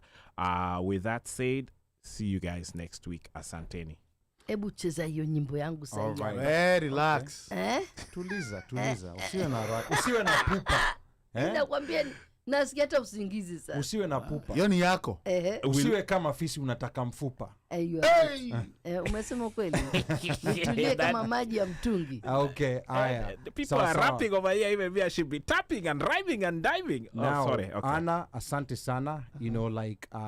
A lot of the audience don't know this, but we actually hijacked you. Anna wasn't even supposed to be part of the show. Yes. But she was in studio, and guess what we did?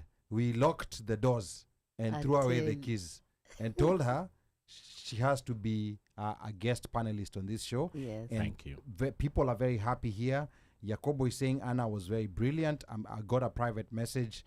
Someone who's telling me that you should add Anna as a regular on the show.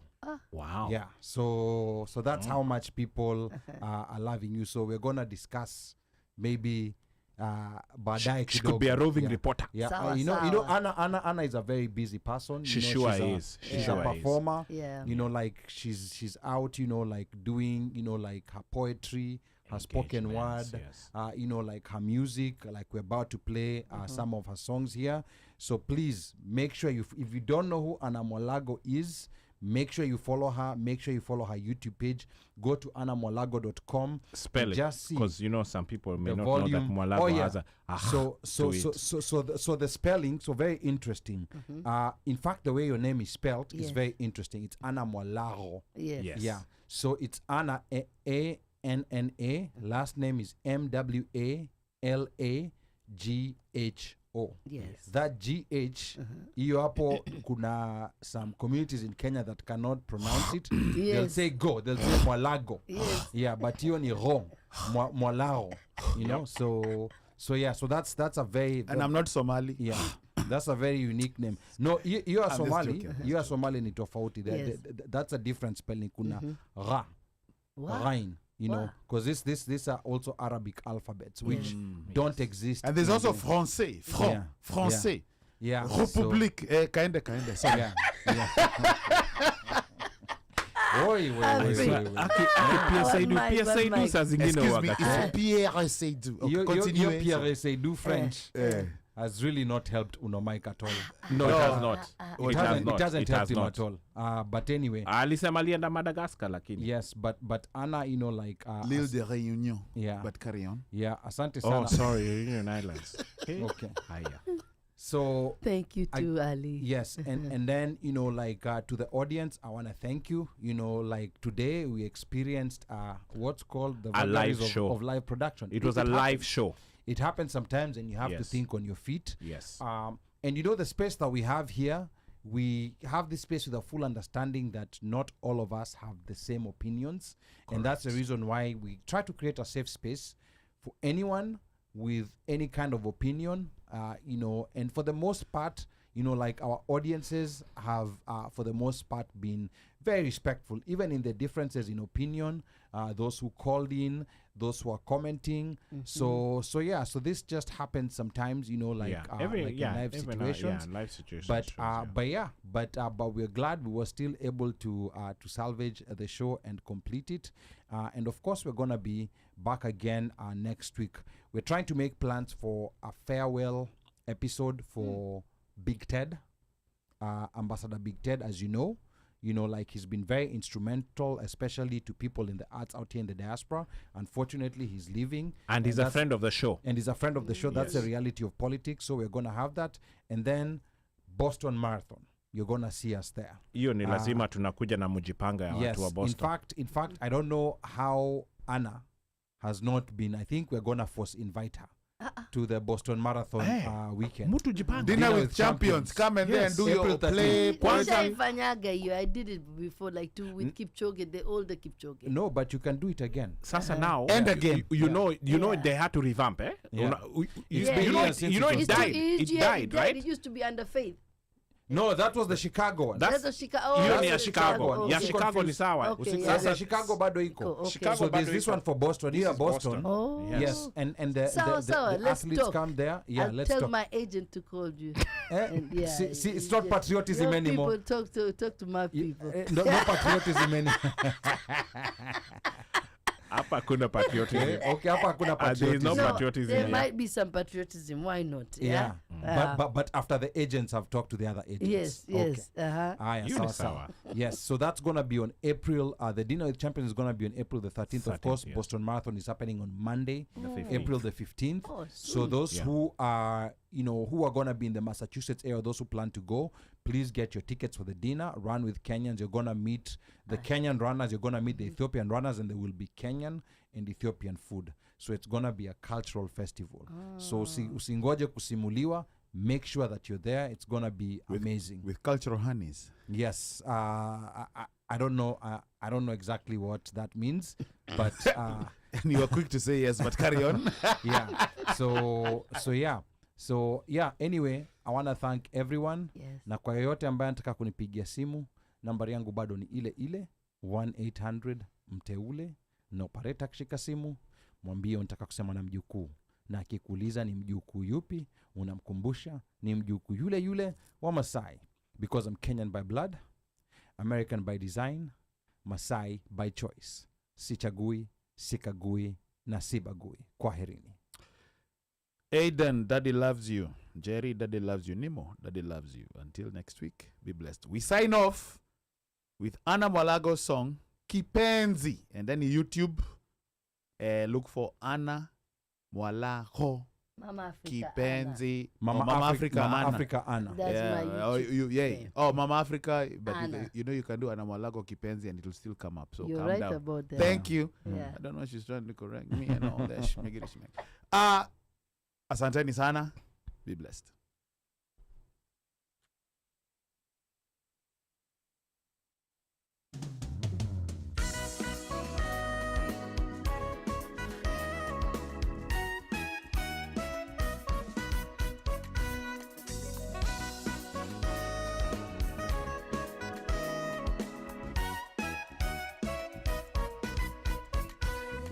Penzi langu ni chungu, lasumbua kama homa, na ninapolala na kuota moyoni.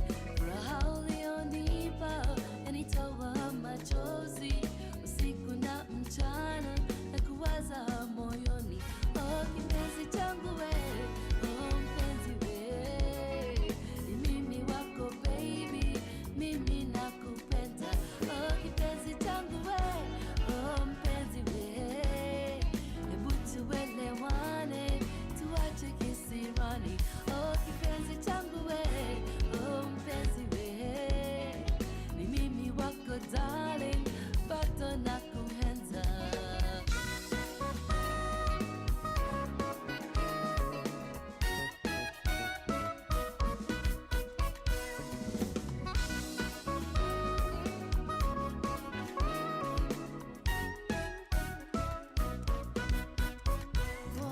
Nakumbuka awali, penzi letu lilichacha, lilikuwa asali na kuku wa kupaka. Tulijenga zetu ngome na kupanga kupangua maisha ya hapo kesho kama mke na mume. Oh, kipenzi changu we, oh mpenzi we, ni mimi wako baby, mimi nakupenda. Oh, kipenzi changu we, oh mpenzi we, hebu tuelewane, tuache kisirani. Oh, kipenzi changu we, oh mpenzi we, ni mimi wako darling, bado nakuenza.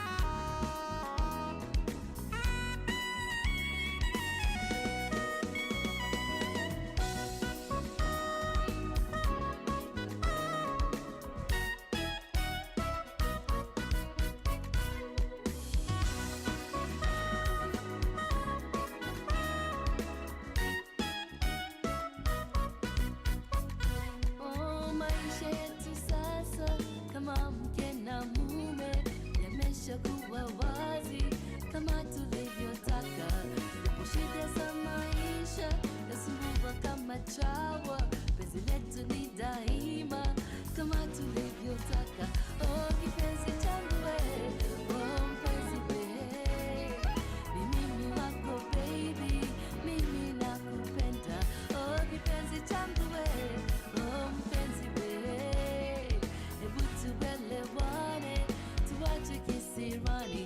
Oh, kipenzi changu we, oh mpenzi we, ni mimi wako darling, bado nakupenda.